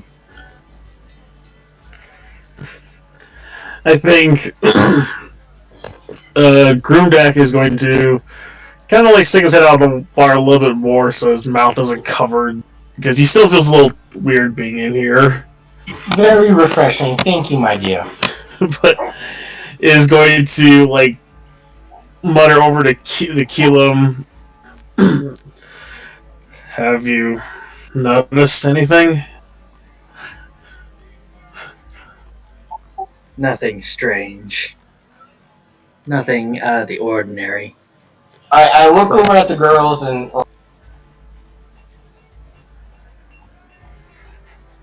you finish. Go ahead and finish. I'm sorry.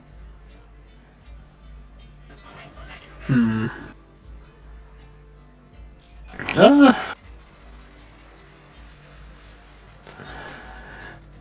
was gonna say, could I try to like look around the room up ahead and try not to look at the girls? So you're gonna do what Keelam just did? Yeah, but I'm gonna try to like look past Calypso and them, like as if I'm admiring the work everywhere. Oh, so you're just trying to take a peek at the girls as you're hiding. No, I'm not just trying to meet the girl. This is like the song where we get the horn or the key or whatever from when we were kids. I love that game, Ken. I still miss playing it. Jabaz comes in. Lai Fang, as you make your way out of the door, he's like, pardon me, sir. I was wondering if.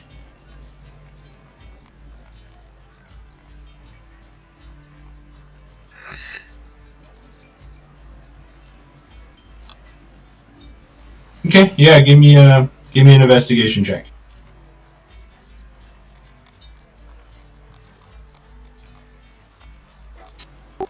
You walk around the room, and you don't notice anything as you sort of push and touch on the walls and kind of run your fingers up and down. Nothing. We're coming out. When I look at girls. I recommend her lady. She has magical hands. And the same woman comes up to you, Calypso and Callista. Is there anything I might be able to help you with? Would you like anything to drink? Some more oils? Shall I turn the water on to warm it up? Oh, that would be lovely. That oil sounds great. And she just begins to sort of move about doing her thing. Excuse me, sir. You hear Jabaz call to you, Lai Fang. I was wondering if you might be able to help me with something.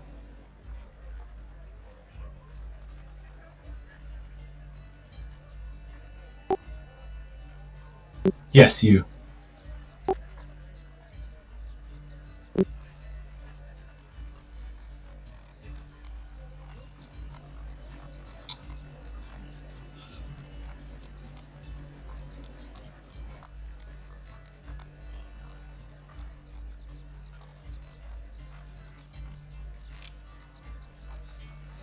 And he kind of leads you into an alcove, lowers his voice and begins to whisper. This is something I did not wish to speak inside the walls.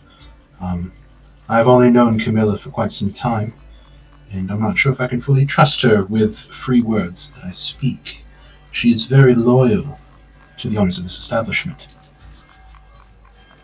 But our boss, Mortlock, has given us strict orders not to hang around after hours here. Very strict. Almost threatening violence with his anger. I suspect he may be running some sort of shady business on the side. And I think that he may be using this establishment as a front for any dark dealings that he has. We leave right at dusk and close everything up and do not return until 2 hours after dawn. It is required of us to follow these time limits strictly. I'm not sure if these were the rumors you were hoping to hear, but those are the only rumors that I have picked up on in my time.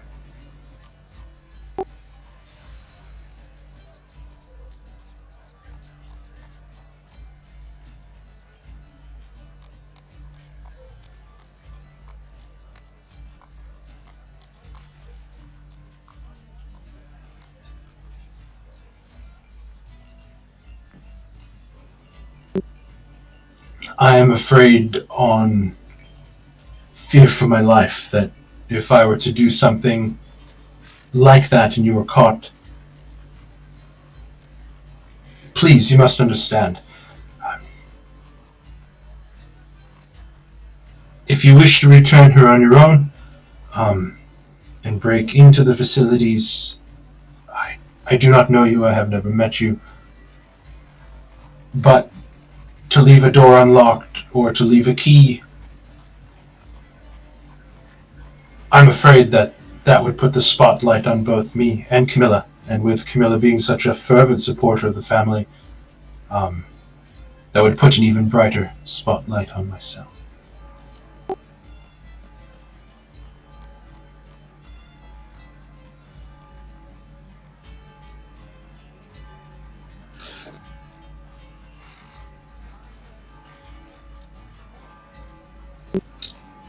I'm afraid I have said too much already, as kind of Sally walks out of the door and kind of into the courtyard. And like his tone completely changes. Thank you again for your kind help, sir. That most helpful. If you excuse me, I have some more customers to attend to inside. And then he kind of walks up to you, Grimdak and Keelan. Is there anything I can get for you, gentlemen? Here are your cleaned and pressed clothes, sort of laid off to the side. Do feel free to use as many towels as you wish. I'm here to help. And then he just kind of moves around the room now, sort of checking in on people, as Camilla has started like a small conversation with Callista and Calypso. And she's kind of admiring Calypso. She's never seen an Eladrin elf before, and the sort of summer colors that you're exuding are quite beautiful to her.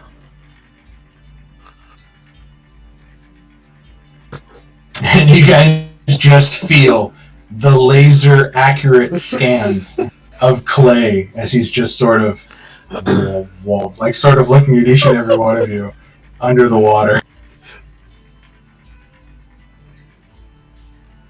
Mark, I'm walking the grounds, kind of getting some air.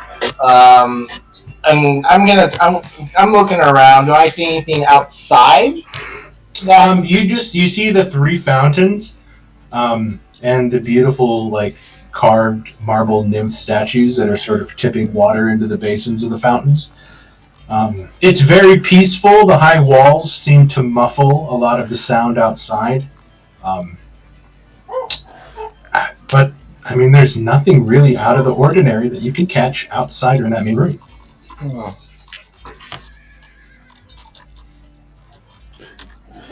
I'm going to try something. Since I can't see anything with my eyes, maybe I can see anything magically. So I would like to, as I'm sitting, I would like to cast Detect Magic. Okay. Because, I mean, if these cultists might be hiding something, they might be hiding something magically, or again, we're looking for a secret door. So I looked around with my eyes, so now I'm going to try magic. You're looking around with your magical eyes, sort of scanning the outside. There's nothing magical in this garden area.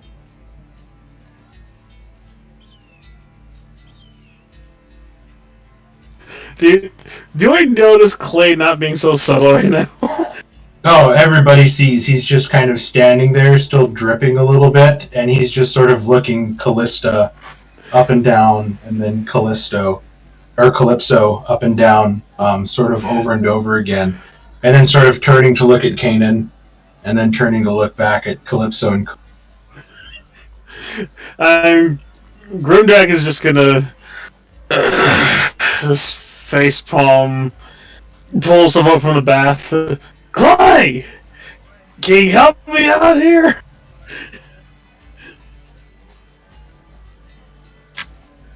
I mean, right now, Sally, like, for all intents and purposes, this seems like a legitimate bathhouse. Yeah, and that's what's unnerving, because we were given information about here, and nothing that I have found has popped up.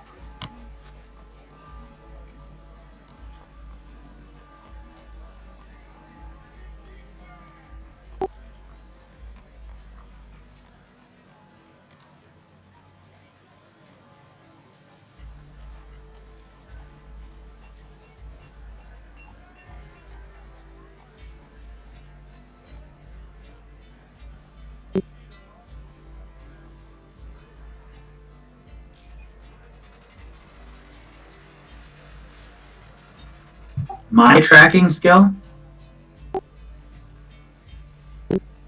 I'm not a. I mean, I can hold my own, but I am more a warrior than a tracker, and I kind of. I'm uncharacteristically not wanting to talk about it because I had a quarry escape. Really important quarry. Still haven't caught him. So I don't know if I would trust my skills as a tracker.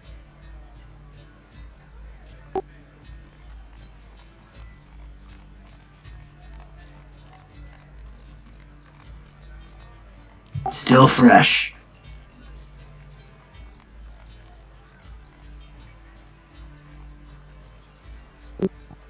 If the trail is fresh, I may be able to stay up with it.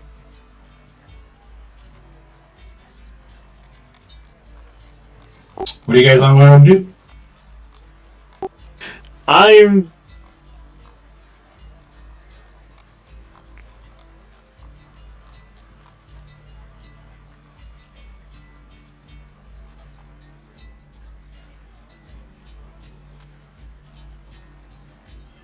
Well, I'm just waiting for my clothes, I guess. They were being laundered.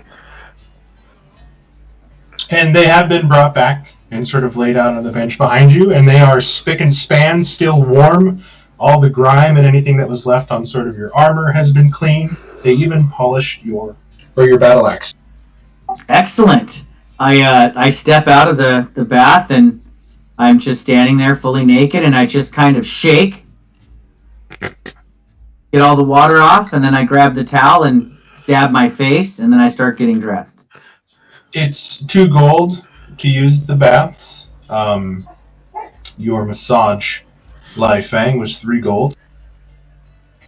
I will pay the 2 gold. Actually, no. I will tell them that Sally will pay the 2 gold. You can collect. Sally, you walk back in, and Kanan's like, she'll pick up the tab. Yep, she'll pay for your massages too. Excuse me? Yeah, from the money you took from the thief yesterday. You can pay for your own bath and massage. I am paying for it out of my share of the money that you took from the dead body yesterday. And yes, I'm saying this really loud. The dead body that you found in the upstairs of an inn. You watch as Camilla kind of looks at Jabaz, and she just kind of begins backing up into the room, and then she hurriedly closes it, her eyes full of fright and fear. And Jabaz is like, I am quite sorry, but if you could please settle this now, I would like you all to leave. As you see some patrons kind of standing outside the door, like, kind of stop and, like, look inside at the sound of, like, the one you took off the dead body! Yes, that's... And they kind of, like, turn around and begin walking away as they leave.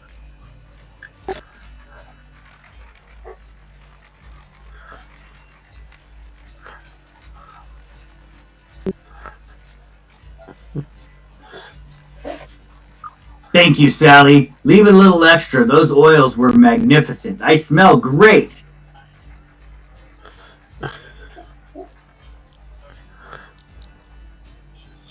Keelan will climb out of his bath and he will put on his still grimy clothes. And he goes, "It was a delight. It's always nice to come clean." He looks knowingly at the employee. Are these doors over here open, Mark, to the left side of the room? Left side of the room. Those are not doors, those are windows. Oh, windows. Okay. Yes, gotcha. those are the tall stained glass windows. It's letting in all the pretty light. Unfortunately, fine. I will hand over 2 gold. It's 6 gold. 6 gold pieces. It's 15 gold total. Oh yeah, then and leave an extra couple for a tip. I will hand over 15 gold. Thank you, he kind of says as he takes. I hope you enjoyed. Then he just kind of walks away.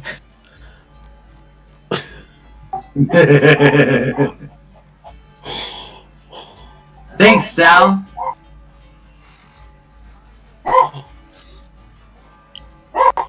You are most generous.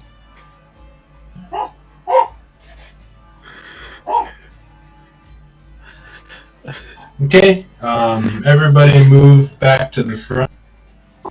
While we're going back down this way, I would like to basically give this another look over. Oh, hold on. I was gonna stop Callista at the door and say, "Did you get a massage from how was God the other lady, the masseuse?"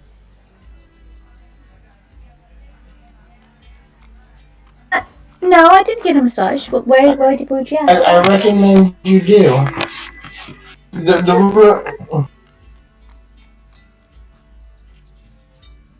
And I whispered, That'd still be all right. I whisper something. I whispered there might be something that I may have missed with my massage.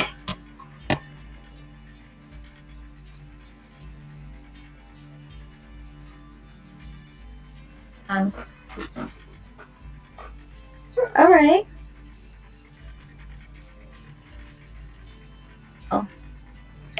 And here, I will hand her three more gold pieces to give to her. Okay. Let's see if they'll still allow me to get the massage after, being terrified of what Kanan was talking about. Jabaz comes back out of the room holding some, well, they seem to be like dirtied towels that Lifang had used. And, hello, was there anything else you need? I heard that you did massages. Would it be alright if I could get one as well? I heard from my friend that She. Yes, if you would like a massage, excuse me for 1 minute, and he kind of runs over and he drops like the dirtied robe inside a hamper off to the far side of the room and kind of comes back. If you would like to step in, I will close the door, allow you to undress yet again if you want to put on a robe, and I shall be back in 3 minutes. All right. And he kind of steps off, lets you in. I don't see what again. Goes in. You don't see. Right. And after about 3 minutes, he comes in and he asks you to lay down at the table. And his magic hands go to work and adding the relaxation of a full body massage on top of being in the very nice warm water. You kind of almost fall asleep as he kind of stirs you awake. And if you would please put your clothes back on. Thank you very much for your business. You're not quite sure how long has passed, but you know that you did fall asleep on that table.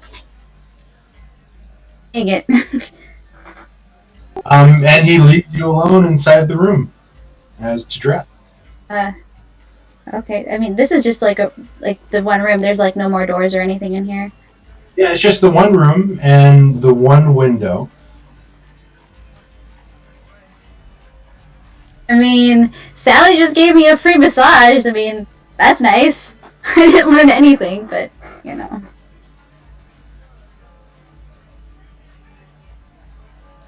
Would you say that there's really nothing more to learn from this person and from this particular room?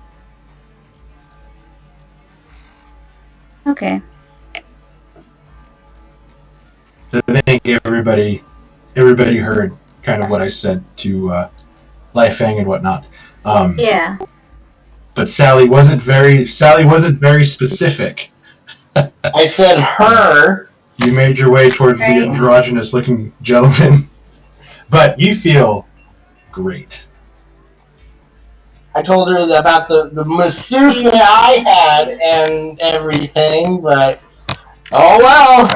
Please come again. I mean, that's just my character, I guess. And the room that I was. Oh god. I mean, Sally, when Callista walks out that door, she is positively glowing. Just radiating relaxation and just a beautiful smile on her face. She looks extremely relaxed. You're really glad she stopped you to get that massage. Right? I think she'll be my new friend now.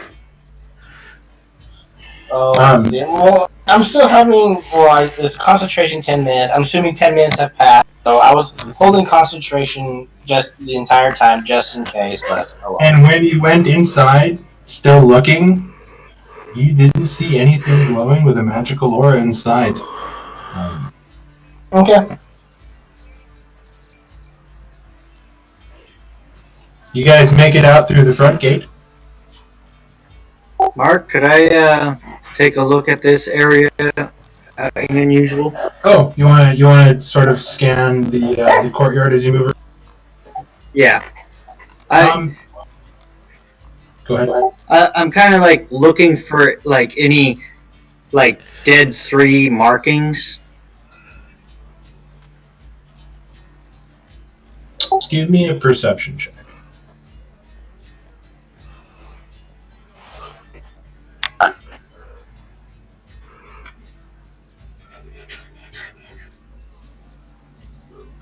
Where specifically are you looking?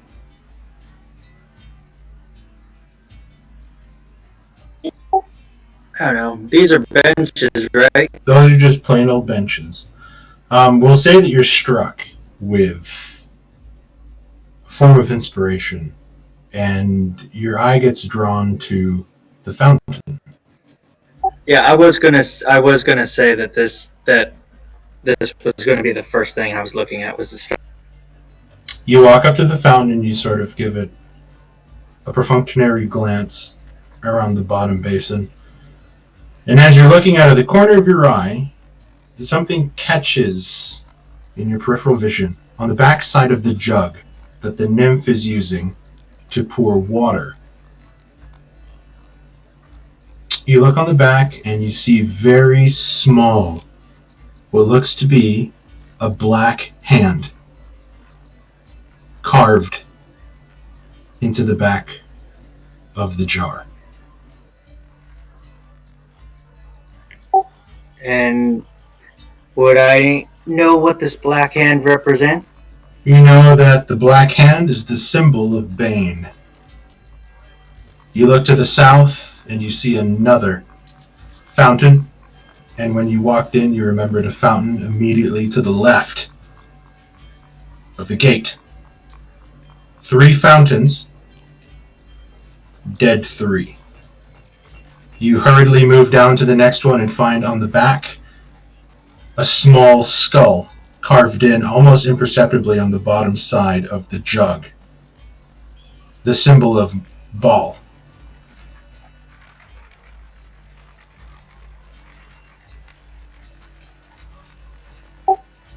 That's all I need to know. And then just to sate your curiosity, you go to the third one and you find the symbol of Merkul, the Lord of Bones. That's the dead 3, all right.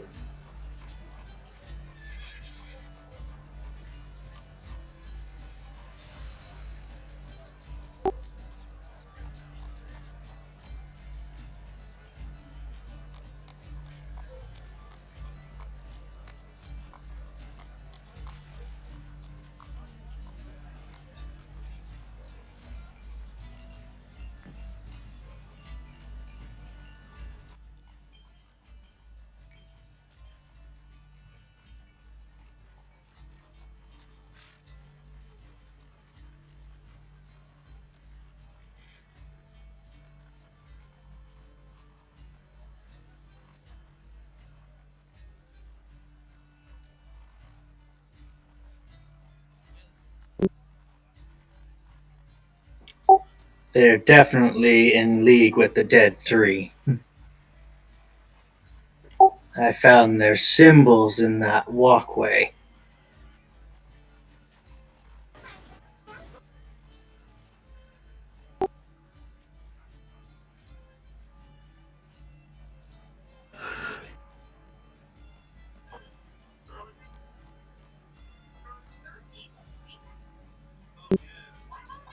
Well, my senses are heightened when I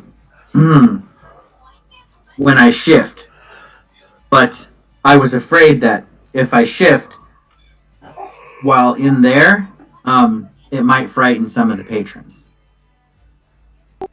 Perhaps we would want to come here when there are no patrons.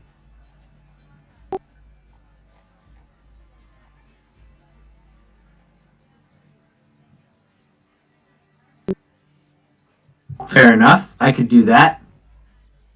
I can watch the doorway.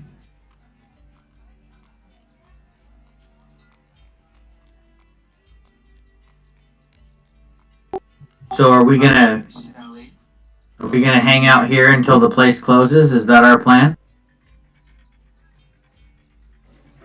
Where did Calypso go? I don't know. I don't see a Calypso anymore. Calypso went to the ethereal realm. Dude, check the hot tub. No, she's not there. Where did her? What the? It was there a minute ago. Marcy, are you gone? Where did you go?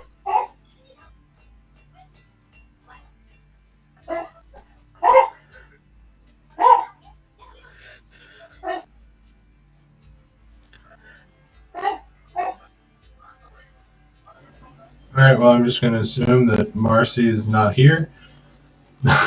She says she's on Discord. Oh, We can't hear you, Calypso, if you're talking. Where did your token go, Marcy?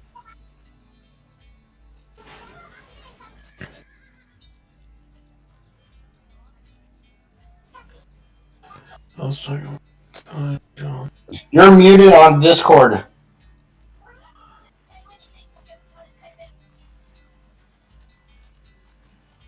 Maybe she accidentally deleted.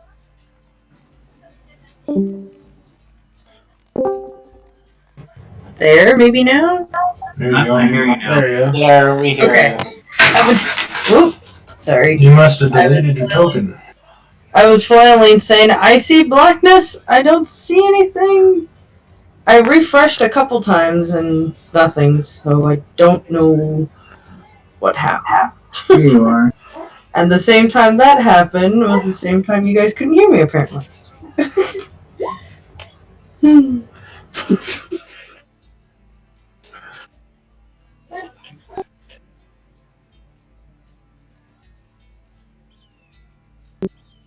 Same thing as you. They leave at night.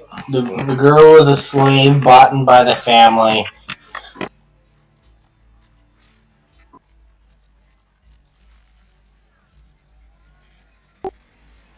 But if they are locked, if they keep the place under lock and key at night, obviously there's no guards during the day. Maybe we just missed something.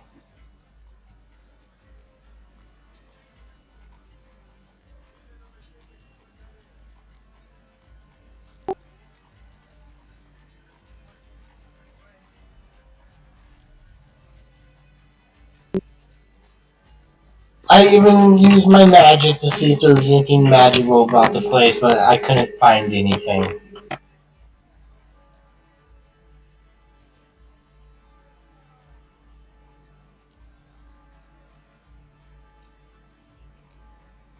Are you guys going to find a place to hang out until nightfall?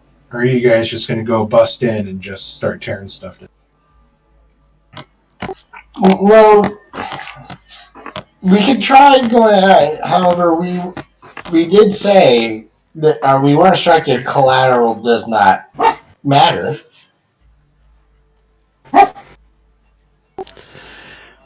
Well, what are you getting at, Sally? You just want to go in there and murder all those people that bathed us and... Oh, no. We just have them leave.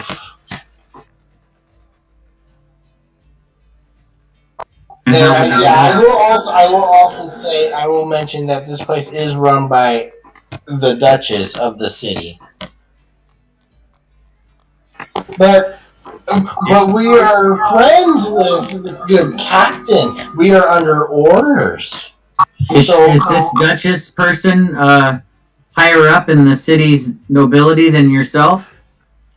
Such Yes. that you would be afraid of her wrath? Afraid of her wrath?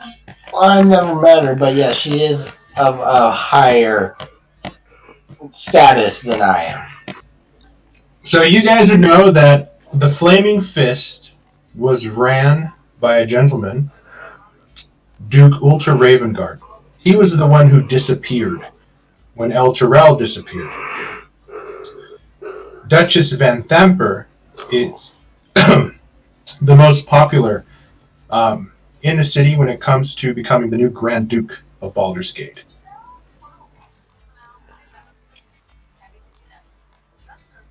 So Well, she would like to take over the Flaming Fist. In essence, she runs this bitch, Nice. along Okay. with the other two dukes of the city. It's ran by a council of 4, but there is one Grand Duke. The last Grand Duke was Ultra Ravengard, who is no more. And since the next richest person in the city is the Duchess Van Thamper, Thalandra, she's kind of, right now, the perfunctionary new Grand Duke. Okay, so we don't want to upset a place that she owns. That would be bad. But again, we're under orders to find and eliminate this place. If a place of business such as this were under the thrall of the Dead Three, that would surely hurt her business and perhaps give others a chance to be a Grand Duke.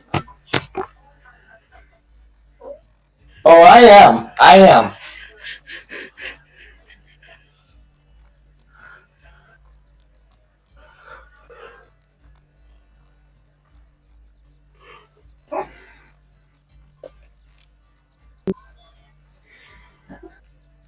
He technically didn't say how soon it had to be done.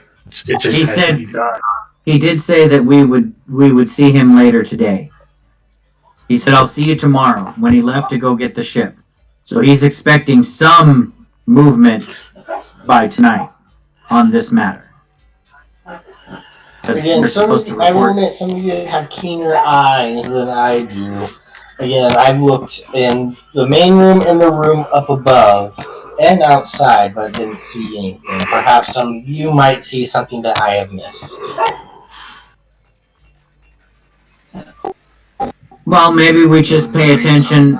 Maybe we just linger around and pay attention to what the occupants do. If the patrons of the place are the ones seen coming and going that are affiliated with the Dead Three, that's the information we have. That people affiliated with the Dead Three have been seen exiting and entering this place. So maybe we just loiter around and wait to see who comes in and out and follow one of them.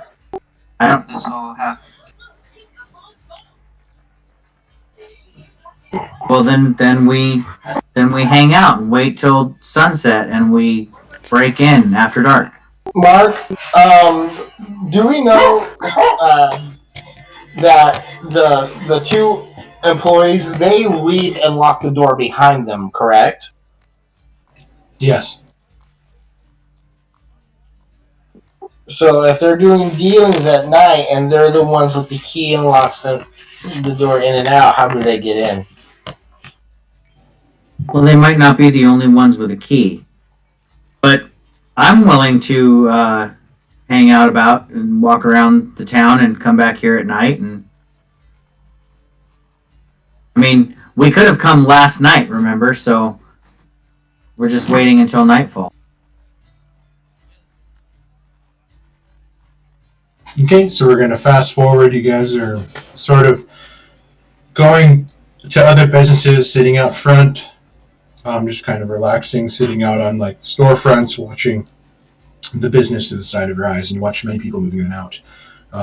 Just regular people going in and out. The day just kind of droves on and on and on. You see one sort of large, brutish-looking figure kind of come in and walk through. As more people go in and out.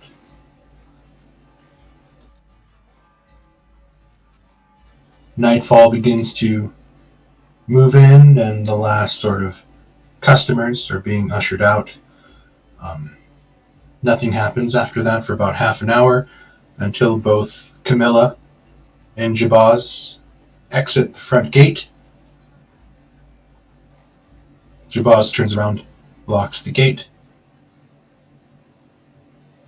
and Camilla goes west, Jabaz goes east.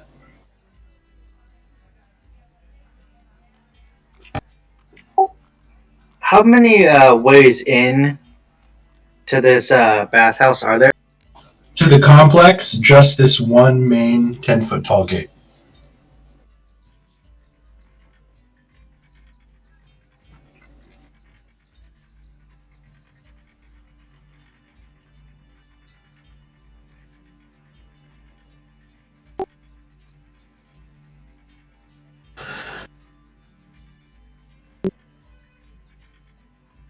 Well, shall we first see if it's clear on the other side?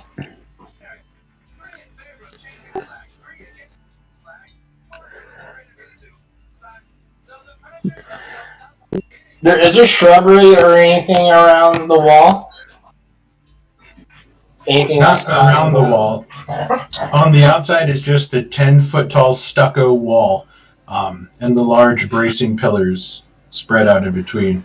All the shrubberies and the trees are on the inside of the property, as everything on the outside is cobbled city streets. It's sort of like a getaway garden tucked into this sort of rotten, rundown metropolis.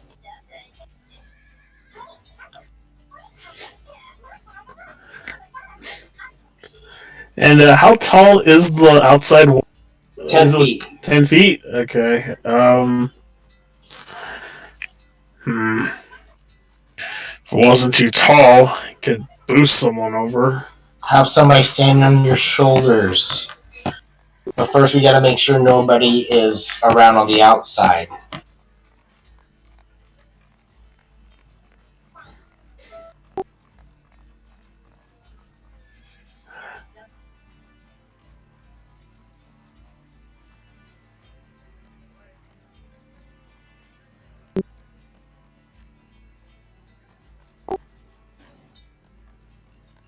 No.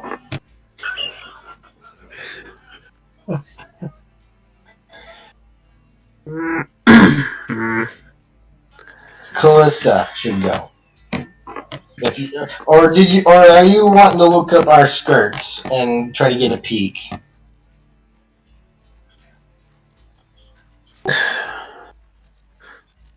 What? Oh, I don't have a problem with that. Okay, so we'll say that you guys are smart enough to not do this on the main roadway and go towards the back of the property in an alleyway. We would go in an alley.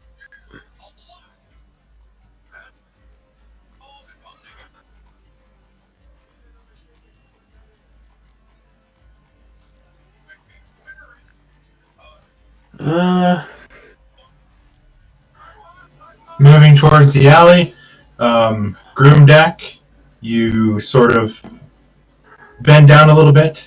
You pick up Callisto, and you guys are going on the wrong side. Oh. I'm gonna go the other side just to make sure. Oh, there I am. So they were one way. I'm going another just to be extra safe.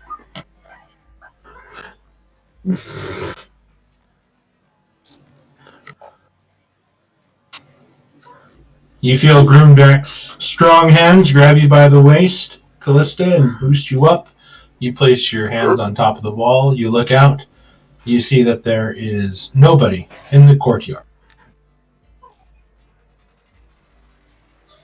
Here to me. You drop over the side.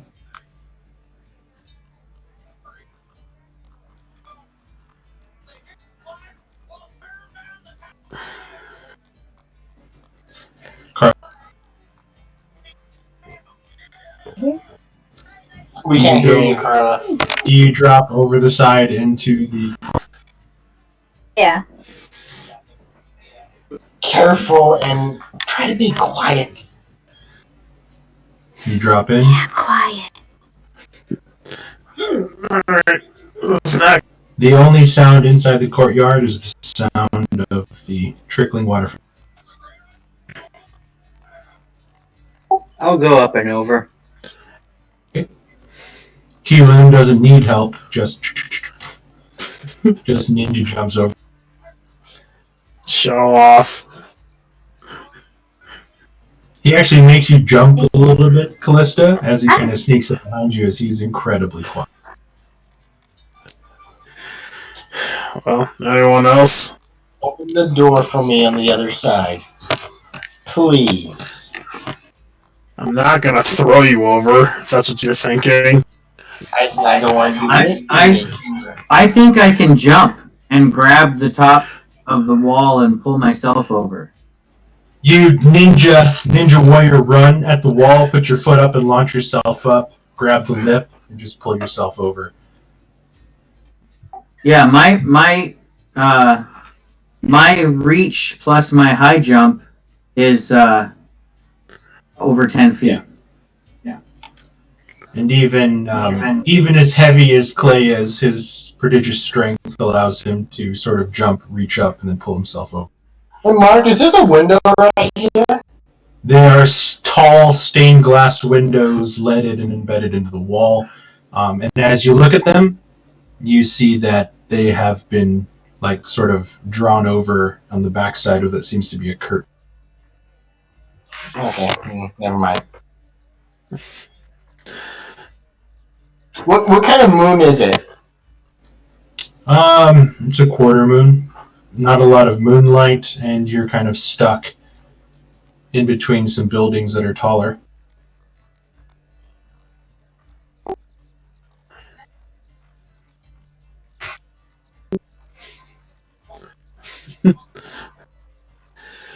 I'm just gonna offer my hand. I'm not gonna toss you. I don't like people touching me. Can I get a lift there, buddy? So, Sure. I would rather Thank appreciate you very much. that I the appreciate door your was help. open for That's me your head. on the other side. If possible. Let's see what I can do. Ooh, my dark vision kicked in. Thanks, Sorry. Mark. I needed to get rid of all that light. No, I like it. It's dark in here, isn't it? You said it's dark, so now It now is dark, and you're noticing that inside the walls it makes it even quieter. Again, for some reason the walls kind of muffle everything that comes out from the outside. And we'll say at this time everybody is inside, minus Sally, who wants you guys to open the... She can wait out there for 2 hours. I'll go open the gate. Do you have thieves' tool? Callista, do you have thieves' tool? Never mind. I guess you can't get in.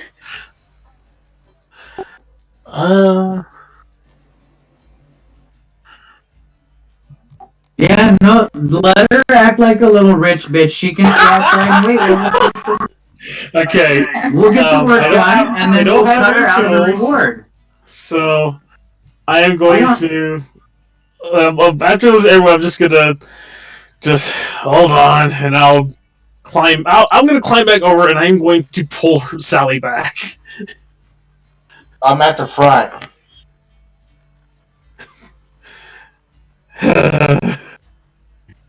I'm telling you, why are you with this woman? She wouldn't bend over backwards for you. I'm gonna start looking. I'm gonna start looking around for clues, Mark. I want to kind of start looking at the walls. I'm running my fingernails along the walls to see if there's crack, any seams. I'm just looking for anything that might be a panel or a lever or a door that slides open. So you know the wall itself is only 1 foot thick. It's pretty sturdy and heavily built, which probably is the reason why it sort of takes away most of the sounds of the city. But you sort of run your hands along the outer wall. No, Doug, you haven't taken a long rest. You can only take one long rest per day, and unless you want everybody to hang out for like 26 hours, so you can take your next long rest, you're still at -3. Yeah. Yeah, we haven't rested since our one long rest we've taken. So yeah, so crappily, you're still at -3 right now. And you run your nails across like the stucco, and some of it comes off. Looks like it needs another coat of paint. Nothing on the outside is weird. The only thing that was weird about the outside was what Ki Lim noticed. okay.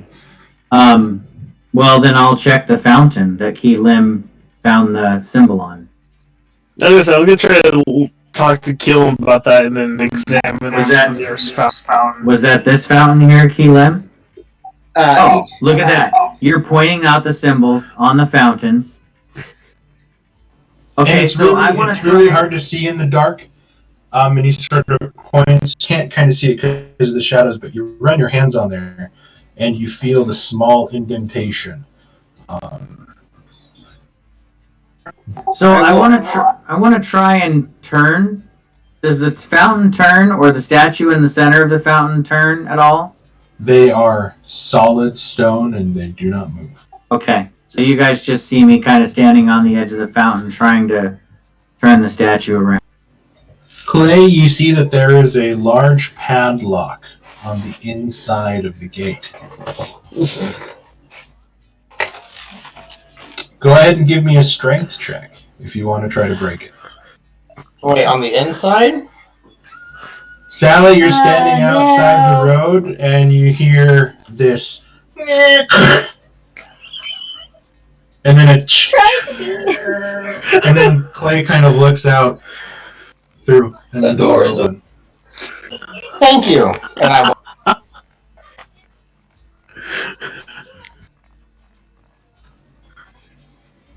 And you see this mangled iron lock in his hand. Good job. And I pat him on the head. It's like we have our own personal Johnny Five.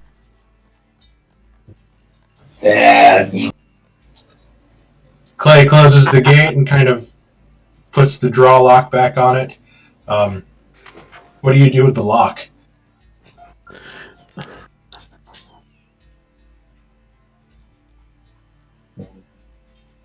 How damaged is it? Is it like broken, or can I make it look like it's still attached? You forcibly pulled the connector up top out. So it is kind of janky, but you can put it back on and make it look like it's like a faux gate, or like it's faux lock, like someone would put on their backyard fence. It's passable, but if somebody takes a closer look at it, it'll be pretty obvious. Only somebody had the menu. Yeah, that's good enough. That's good enough. Okay, you guys are in the courtyard. Sally begins walking up towards everybody, and what do you guys do?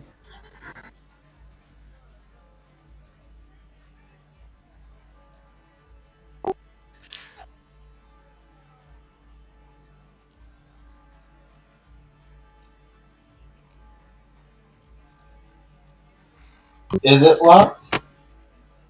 You test the door, and it is locked.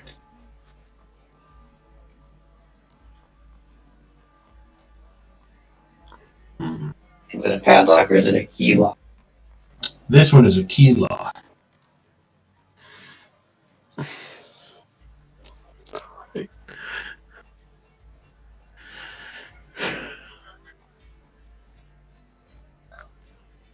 Shall I open it? Probably not.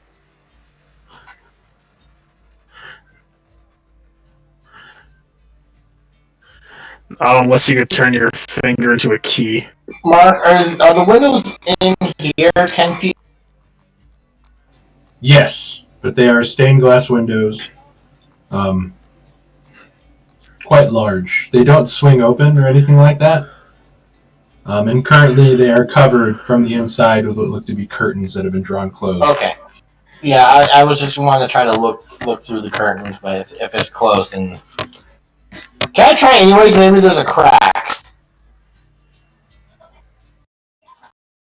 You want to try to peek through the curtain? Yeah, you know how sometimes when they close the curtain, there's that little sliver?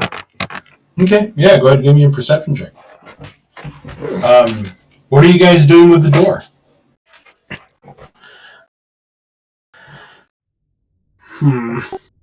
I do have dark. I want to go over to one of the pots of plants or whatever, some decoration there might be in this room, and rip it off the wall or break it and kick it over or something. And I'll do this while I turn around and say, since the door is broken, perhaps we make it look like a burglary or a robbery, and then we won't be suspect. Sally, you need a toggle disadvantage because you're doing this with no light. Even with my dark vision? Yes. Yeah, perception checks are made with disadvantage in dim light. That's why everybody plays dark vision wrong, or thinks about it wrong. Dark vision helps you see, but you can't find details because everything's in a grayscale. Okay, no, I'm... You're peeking through, and there's no lights on the inside. All the brilliant sort of like lantern sconces that were on before, and everything inside that was making everything glitter is out. And you, like, is that a table?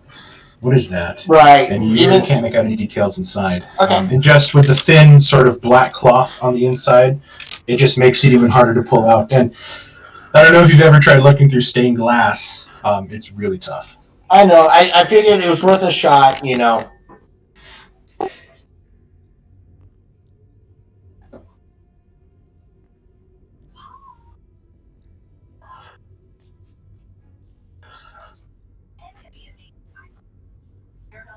The what?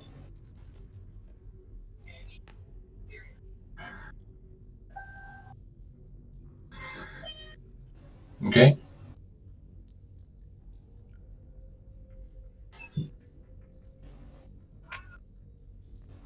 Okay, give me a dexterity check with your -3.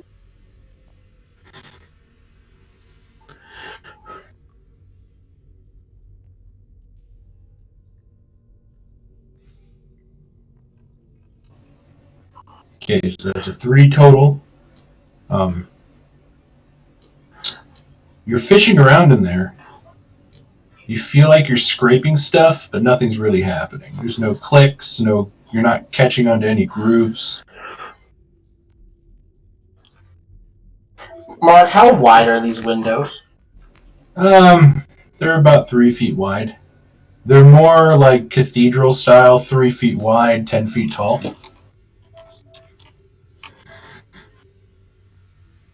I whisper, Clay, come here. Yes. Please open this window. As quietly as you can.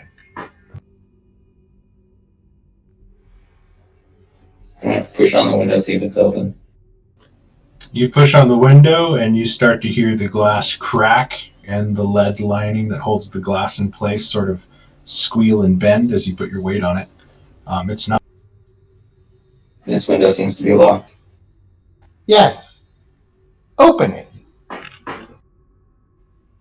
Damaging a window such as this would be vandalism. But again, we were ordered that collateral was not an issue.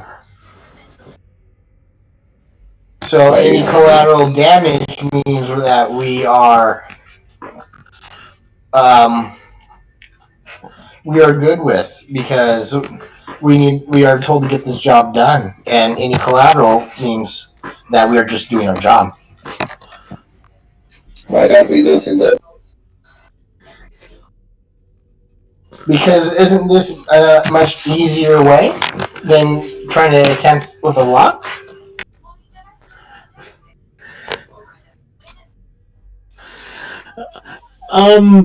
The statue over here, if I felt the insignia, I'm kind of curious what happens if I push the pot that it's holding, like, Does it like jiggle? Does it move like a switch or anything? It doesn't move. Damn. It is a solid stone structure. You're getting the idea that you need to get inside to find your quarry. You guys aren't finding anything in this courtyard of note other than the fact that Keelan was able to decipher that yes, this seems to be a location due to the 3 secret markings that he found on the statue. Plus, isn't this a place of evil? And no matter what we do, we are vanquishing evil. So wouldn't we want to do this the best possible way and the most direct way as possible? If we could get in and find a way, then we are vanquishing the evil. Don't you agree? I'll use my divine sense to see if this place truly is.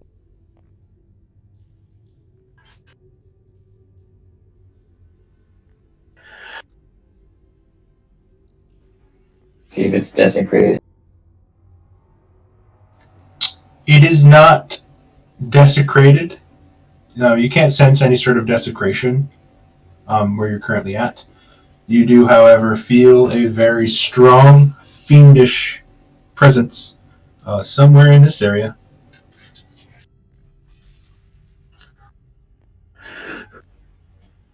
I'll look back at Salad. The gem is kind of glowing white. Yeah, some in this, around this area here, you feel a very strong, fiendish presence.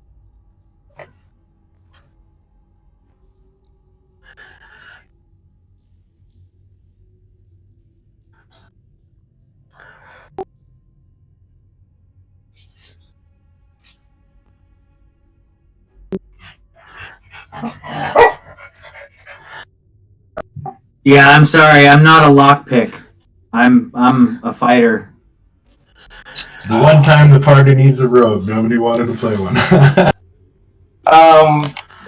Okay? Are there any this shrubbery? I mean, he's walking away. He's not doing. Is there any potted plants or anything small I could pick up?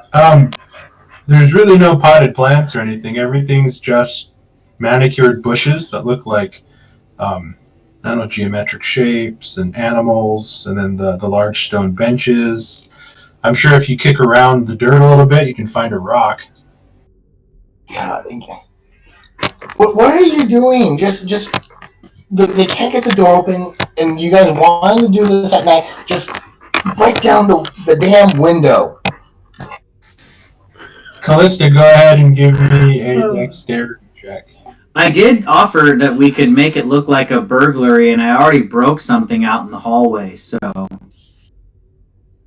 I mean, nobody jumped on that bandwagon, though, so I'm guessing my idea was... So you're not standing in a hallway, you're not standing inside the building currently, you're in an outside garden.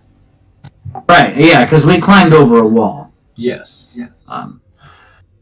But I'm still trying to make it look like maybe somebody jumped the wall and tried to burglarize the place. I could just kick the door open.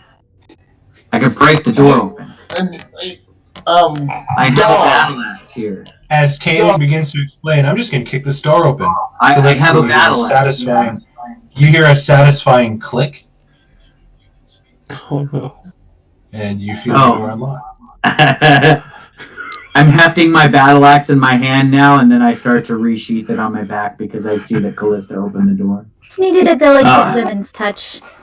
Clay, it's very odd. You're searching for this fiendish presence. You can't see anything other than Sally.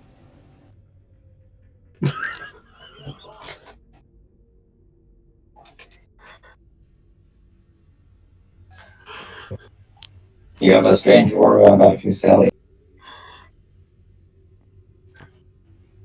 Maybe you are the evil one. I honestly couldn't understand you. What did you say, Brad? You have a strange aura about you, Sally. Perhaps you are the evil one here. Or not.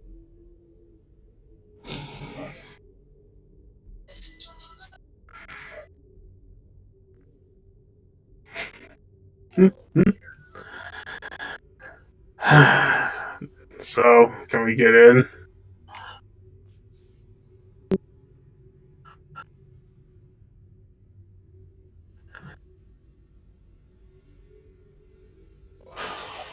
Door's open. I'm going in. You guys push open the door, and it is dark inside. Kanan, as soon as you step in, stop moving, Groomdeck. Go back. Sorry. You feel a presence rush you from behind as you step in. Dagger drawn, ready to strike. We're going to roll initiative.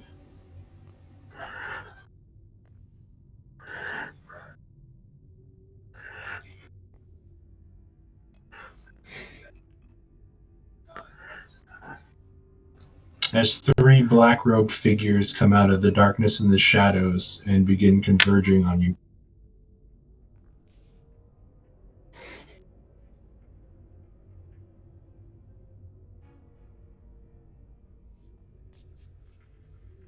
My rolls are shit tonight.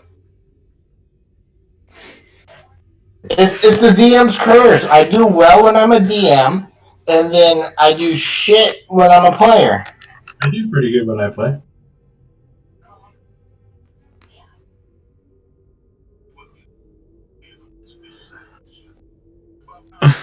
God, there's so many fucking things in this. I'm 50-50, Chris. I mean, I think it all balances out in the end. Oh, I know. I mean, I'm not mad. I'm just like, and it's just fresh. I'm like, okay, I'm gonna do this. I'm gonna do great, and I roll that. It's the dice. They're out to kill us. That's all it is. It's a conspiracy. It's all math. It's But roll a 20 random number dice, generator. yeah, I think it does hate us sometimes. Most of the time. Sometimes you gotta run the same strike 20 times to get that loot. Sometimes you get it on the first run. Yep.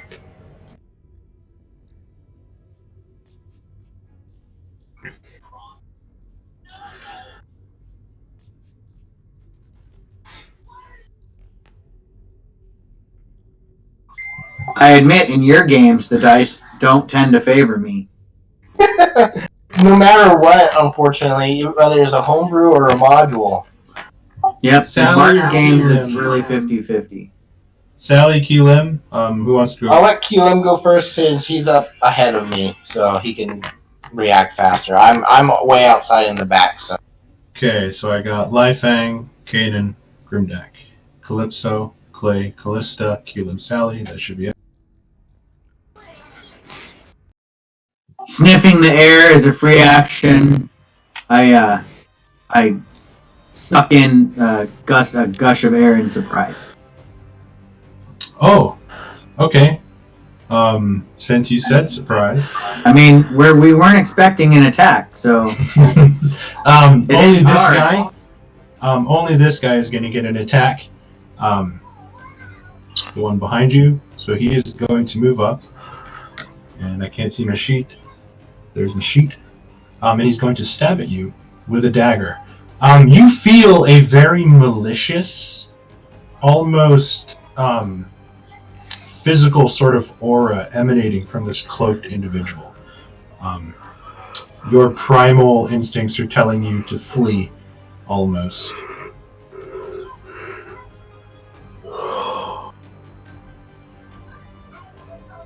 Alright, a 19. A 19 does hit.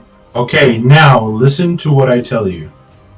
The dagger gets shoved into your ribs, and you feel a pain of explosion just sort of erupt in your chest. You've been stabbed before, but this hurts like hell. You take 12 points of piercing damage. Not 12. 10. 10 points of piercing damage. 10 points, okay. So I had the 7 temp, so I'll take the 7 temp, and then I'll take 3 points off my health. Yes, and he comes in Nazgul-like and just stabs you and pulls back. And there's just this murderous aura emanating from this creature. Top of round 1, Lifang.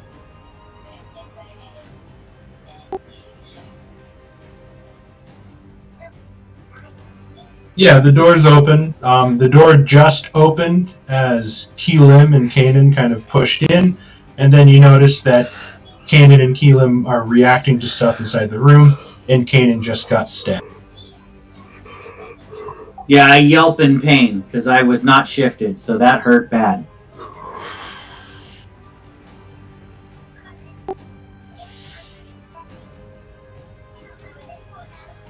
Yeah, I don't think line of sight is traveling through the door, Mark. Even with the door open.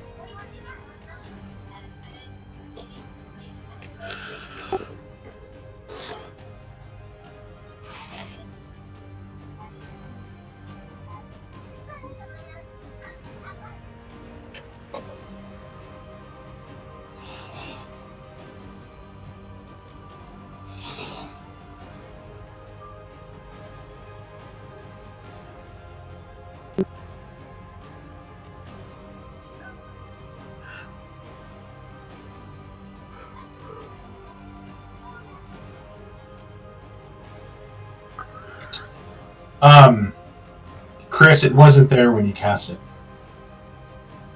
Oh.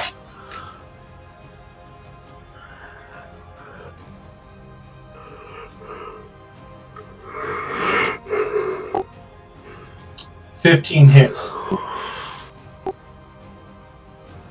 -3 hits.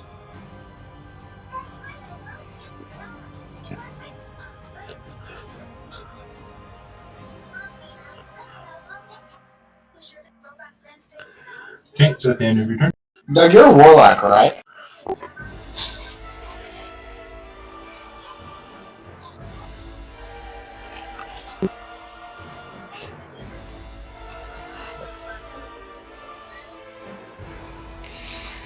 Kanan, it is your turn. Alright, so growling in a bit of rage, having been stabbed and in pain, I will, as a bonus action, I will go ahead and shift. So when I shift, I gain 3 temporary hit points, and no creature can make attack rolls with advantage against me unless I'm knocked out.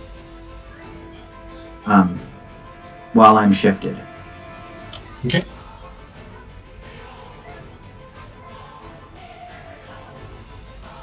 And since I can see, I just can't see details. I see this guy out of the shadows and stab me in the ribs. So I'm going to attack him with my battle axe. Okay. 11 misses. I will action surge and attack him again. God dang. You swing and he ducks underneath, and you bury your axe into the wooden column directly in front of you, getting stuck, exposing you, giving the next attack against you advantage.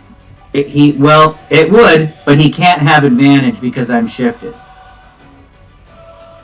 It's literally impossible for enemies to attack me with advantage while I'm shifted. Okay. That's why this is awesome. Okay. Unless I'm incapacitated. Is that the end of your turn? Yeah, that ends my turn. Grimdeck. Here in the roll to drop the great axe, throw myself into a rage, and 5, 10.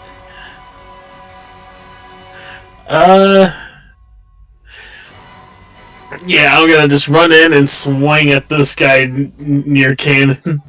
Okay. If I can find the thing. There it is. 20 will hit.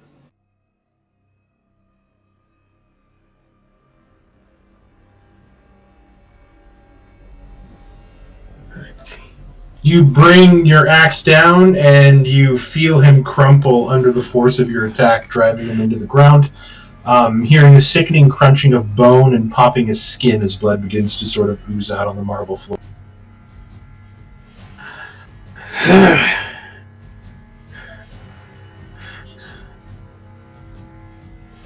Of course, we have company. Is that the end of your turn? Yeah, that's gonna be it right there. This guy is going to seemingly glide over the tile to here. He's going to attack. 21. Yeah, that hits.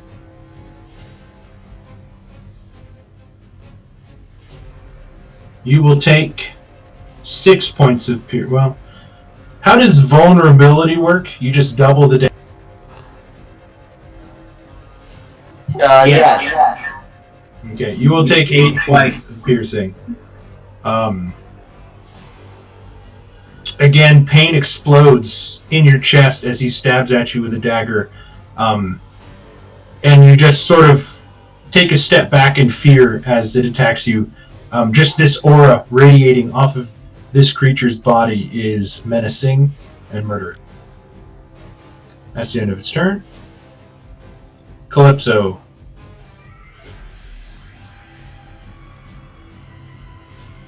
Ouch. Well,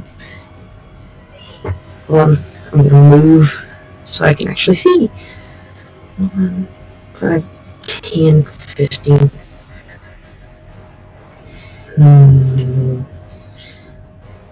Wait, that's a doorway, right? Okay, yeah. Yep. 20. I can't really see who's in front of me. Yep. Oh, okay, so there's, okay, shoot. 25, and then there's a person right here, right? Yep. Okay. To make sure I was seeing that right. And where is it? I am going to Sacred Flame that thing. Okay.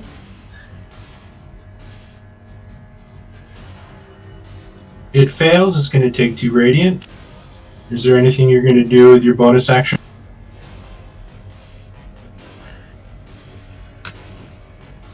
Nope. She's gonna stay put right there, being next to that thing. Alright. Clay. I showed down my shield since I haven't been using it.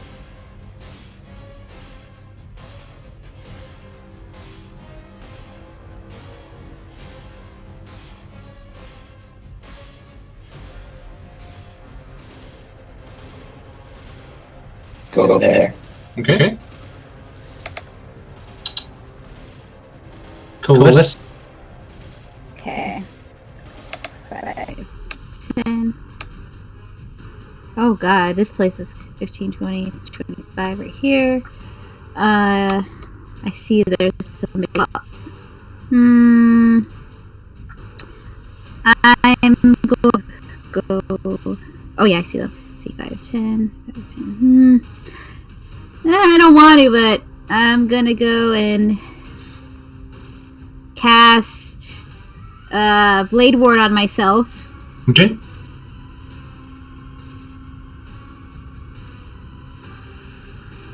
Then I'm gonna cast Healing Word at Kanan because I think he took the most damage.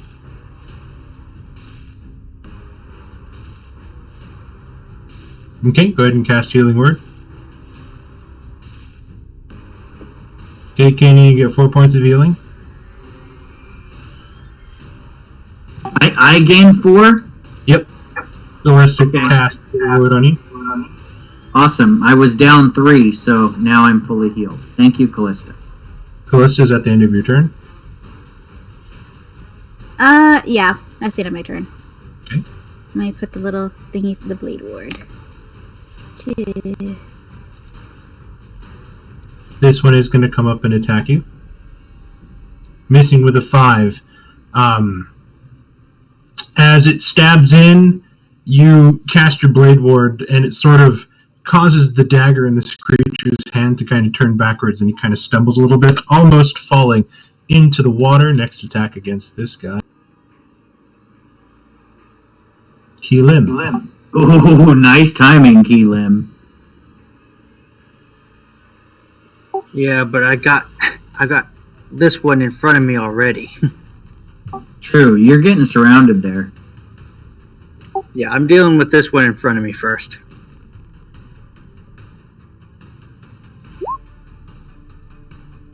Whew.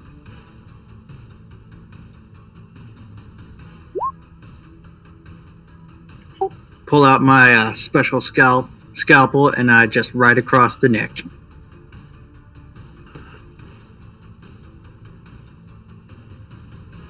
Wouldn't the scalpel do slashing instead of piercing? But You can pierce with a scalpel. I know.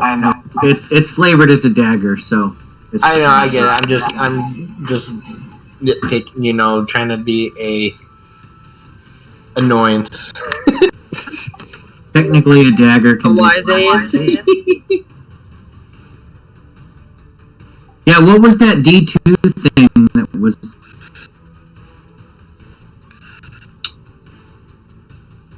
That's a room marker. Okay, no, it's fine. There you go. I thought it was a token resembling something, and I didn't know if Keelan was stepping on it. It was the mighty ducks are coming. Damn shit. Keelim, you go in and you stab in with the scalpel and kind of twist, and you feel the blood spurt warm against your skin, giving you a very satisfying feeling as it kind of crumples in on itself and falls to the ground. I picture that he stabs me, I grab his arm and hold the blade while I stick my blade into him, and he dies first. Okay. Is that the end of your turn? Yes. Okay. Sally. Here I come to save the day. Mark, are the doors open? The doors are open. Currently, Calypso and Grimdak are keeping them open. Okay, because I can't see inside the building.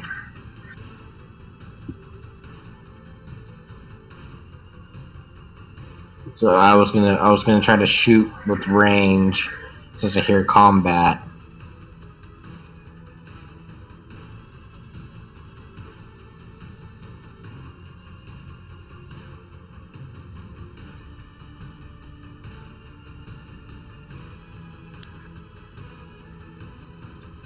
What are you just gonna stay there?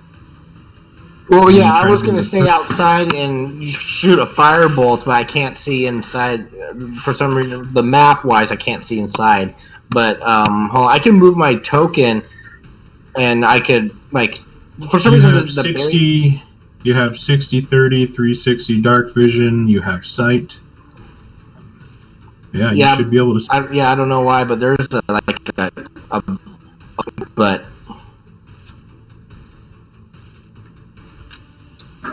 Because that line is gone. But when I move my token, I see a dark. Okay, there we go. There you go. Now I can see inside. I mean, that line was. So yeah, that's weird. Okay, what are you doing? I see this dark creature. I'm going to shoot a firebolt at it. Okay. You have advantage. Don't forget that. Even with range attacks? Yes. A 12 just hits. God damn. Fuck! God! Hey, that's still 100% more damage than I did with 2 attacks last round, so go Chris. Stop trying to kiss my ass for Friday.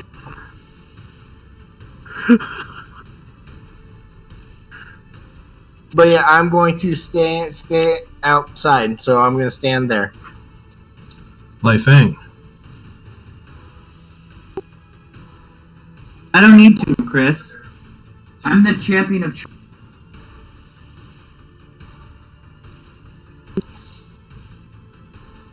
Okay. Pretty sure Rain's the champion of choice. 16 hits? Well, 13 hits.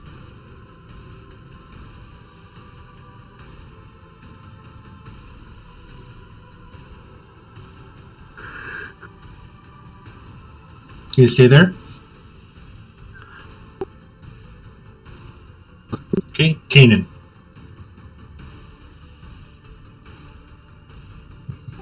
The bastard's still alive. Well, he won't be in a minute when I bury my axe in his skull. I will step up to him while I'm shifted still and beat him in the head with my axe. Okay. Yep, that'll do it. Yeah, I'll do it. For 14 points of slashing damage.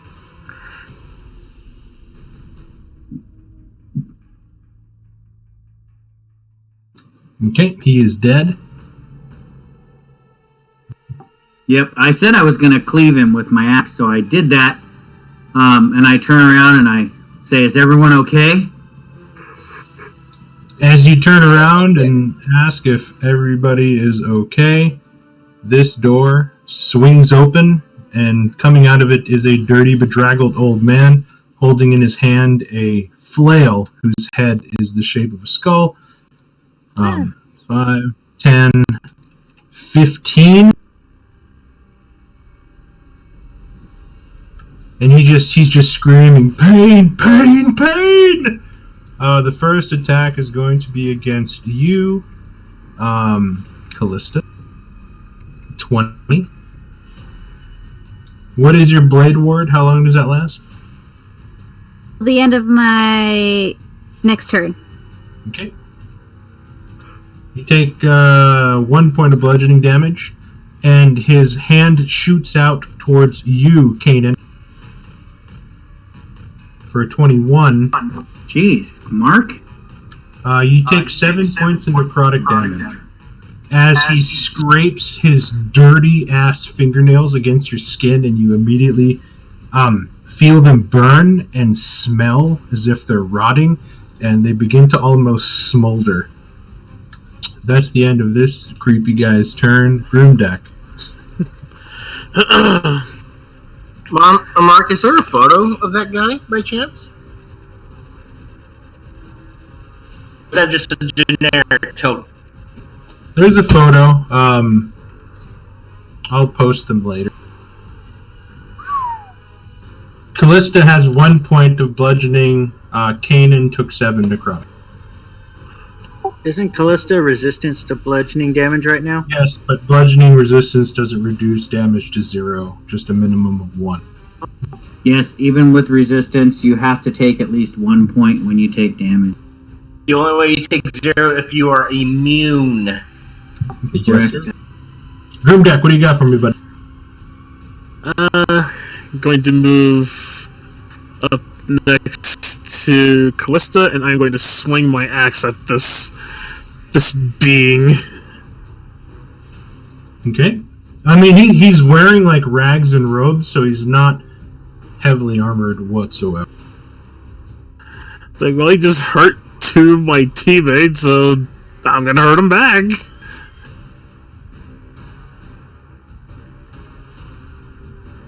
This is what this guy looks like. 18 definitely hits. That is actually a pretty cool picture. That really is. And you do enough damage to kill him in 1 shot. Are you serious? Damn, dude! He only has 13 hit points. Ow. And I am raging, so that's like an additional 2. And you So that watch should have been this, 15. you watch as this dirty, bedraggled figure sort of gets cut in half and falls into the beautifully clean, crystal clear water and just begins to muck it and fill it with blood.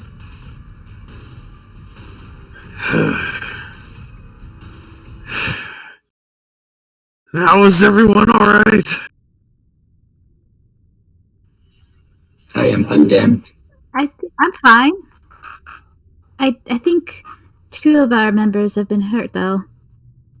Mark, I know the battle's over, but can I use a bonus action to... I mean, I got damaged and then the battle ended. I wanted to use my... Yeah, you can use your bonus action out of initiative turn. Okay, so I'm going to use my second... And now I'm fully healed. This gonna take a deep breath, calm himself down. Okay, so now you guys are back inside the bathhouse. Still smells of oils and flowers, though the appearance of this dude doesn't really help, as he's really smelly.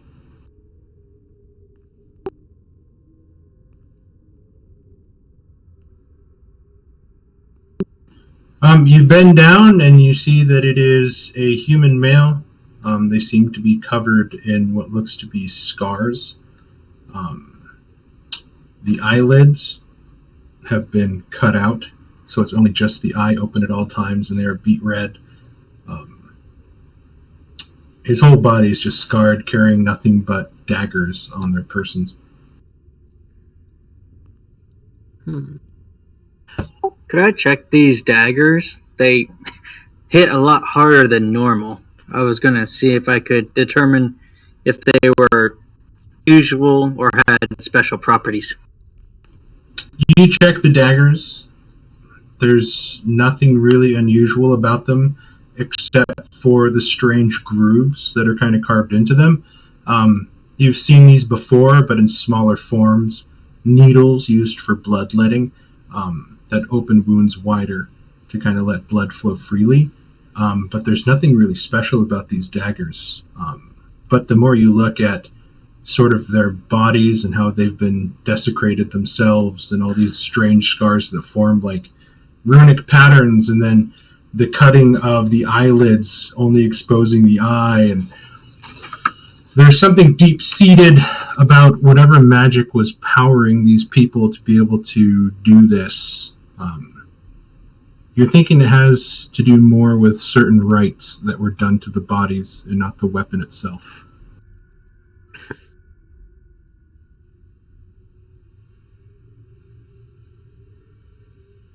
And the guy that I just killed, I saw him come out of this room, didn't I? Yeah, he did. He burst out of that room. The Clay holding it open right now. You look in and it's one of the massage rooms.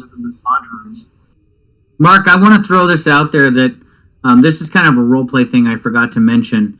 If the battle ends shortly after I shift, if there's investigation that needs to happen, I would basically run around and start sniffing and looking at everything as quickly as I can, because my senses are heightened while I'm shifted, and I get advantage on all perception and any wisdom check. Yeah, so I would be running around as you're standing just kind of there, sniffing at doors and sniffing where the guy came from, and I mean I would be doing. You don't this even need to go that far. Okay. You smelled this guy. Everybody heard and saw him burst from this room, and now he fell into this oiled water that is muffling his scent. Go ahead and give me a perception check using your smell with advantage. Okay, cool. Thank you. I will close the door behind us as I finally enter. Okay. I'm trying to find ways to take advantage of my soft skills that I get for shifting. So thank you. I want to try to do that if I And can. in your shifted form, the smell is horrendous.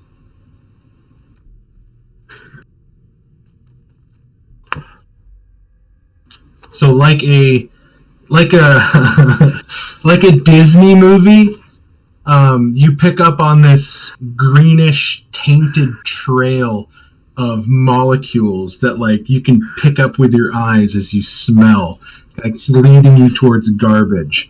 And you follow it all the way into this back corner, and the smell coming from this door right now is atrocious, or the wall. Smell around and you pick up the trail and you lean against it, pushing,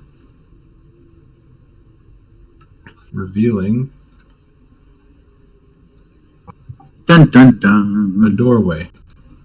Woohoo! And that's where we're going to go today.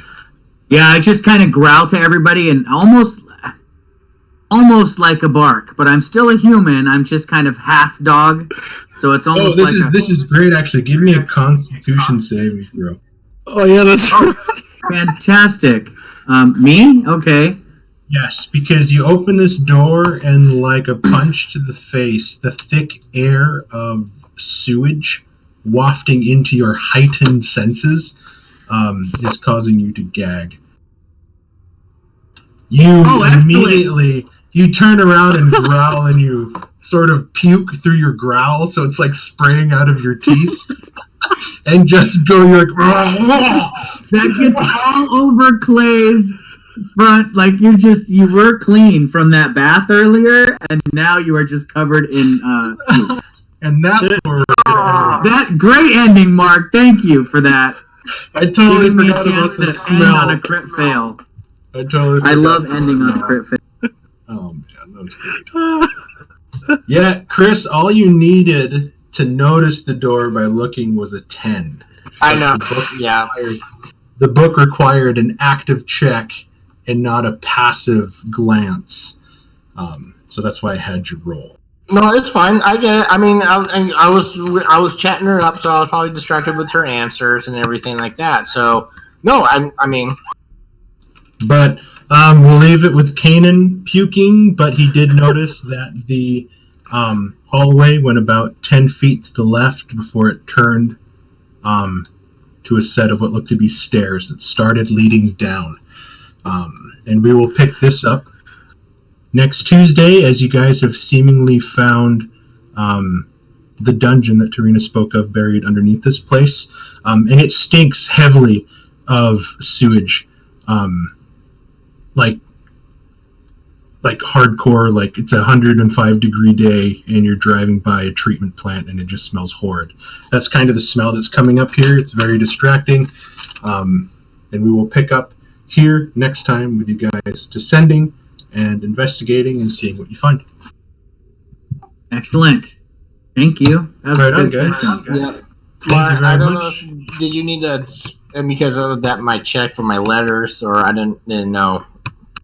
Or are you just gonna send it me through Messenger? Oh, we can do that through Messenger. Pretty much it's just what you role-played with you sort of torturing your husband and him not being able to go to work. Like, you said that he's a businessman that owes a lot of businesses, but if you're flaying him in your basement, he can't run his businesses. So Well, okay. The role play is that the thing is he's given. I've already secured my power through marriage and a prenup or stuff like that. I will talk to you later about it. yeah, it sounds good. But I was just trying to do some role play. I figured it's her character, and I figured I might give you guys a taste or a hint. Something that you guys don't know. But again, your characters don't know. But I thought it would be fun. Honestly, that's why I knows something. All right, on guys. Thank you very much. I gotta log off. I gotta get to work early tomorrow. Okay. See most of you on Friday for Tomb of Annihilation. And see some of you guys Saturday. Thank you guys very much. That was a lot of fun. Have a good. All right. Good night, everybody. Have a good night. Bye.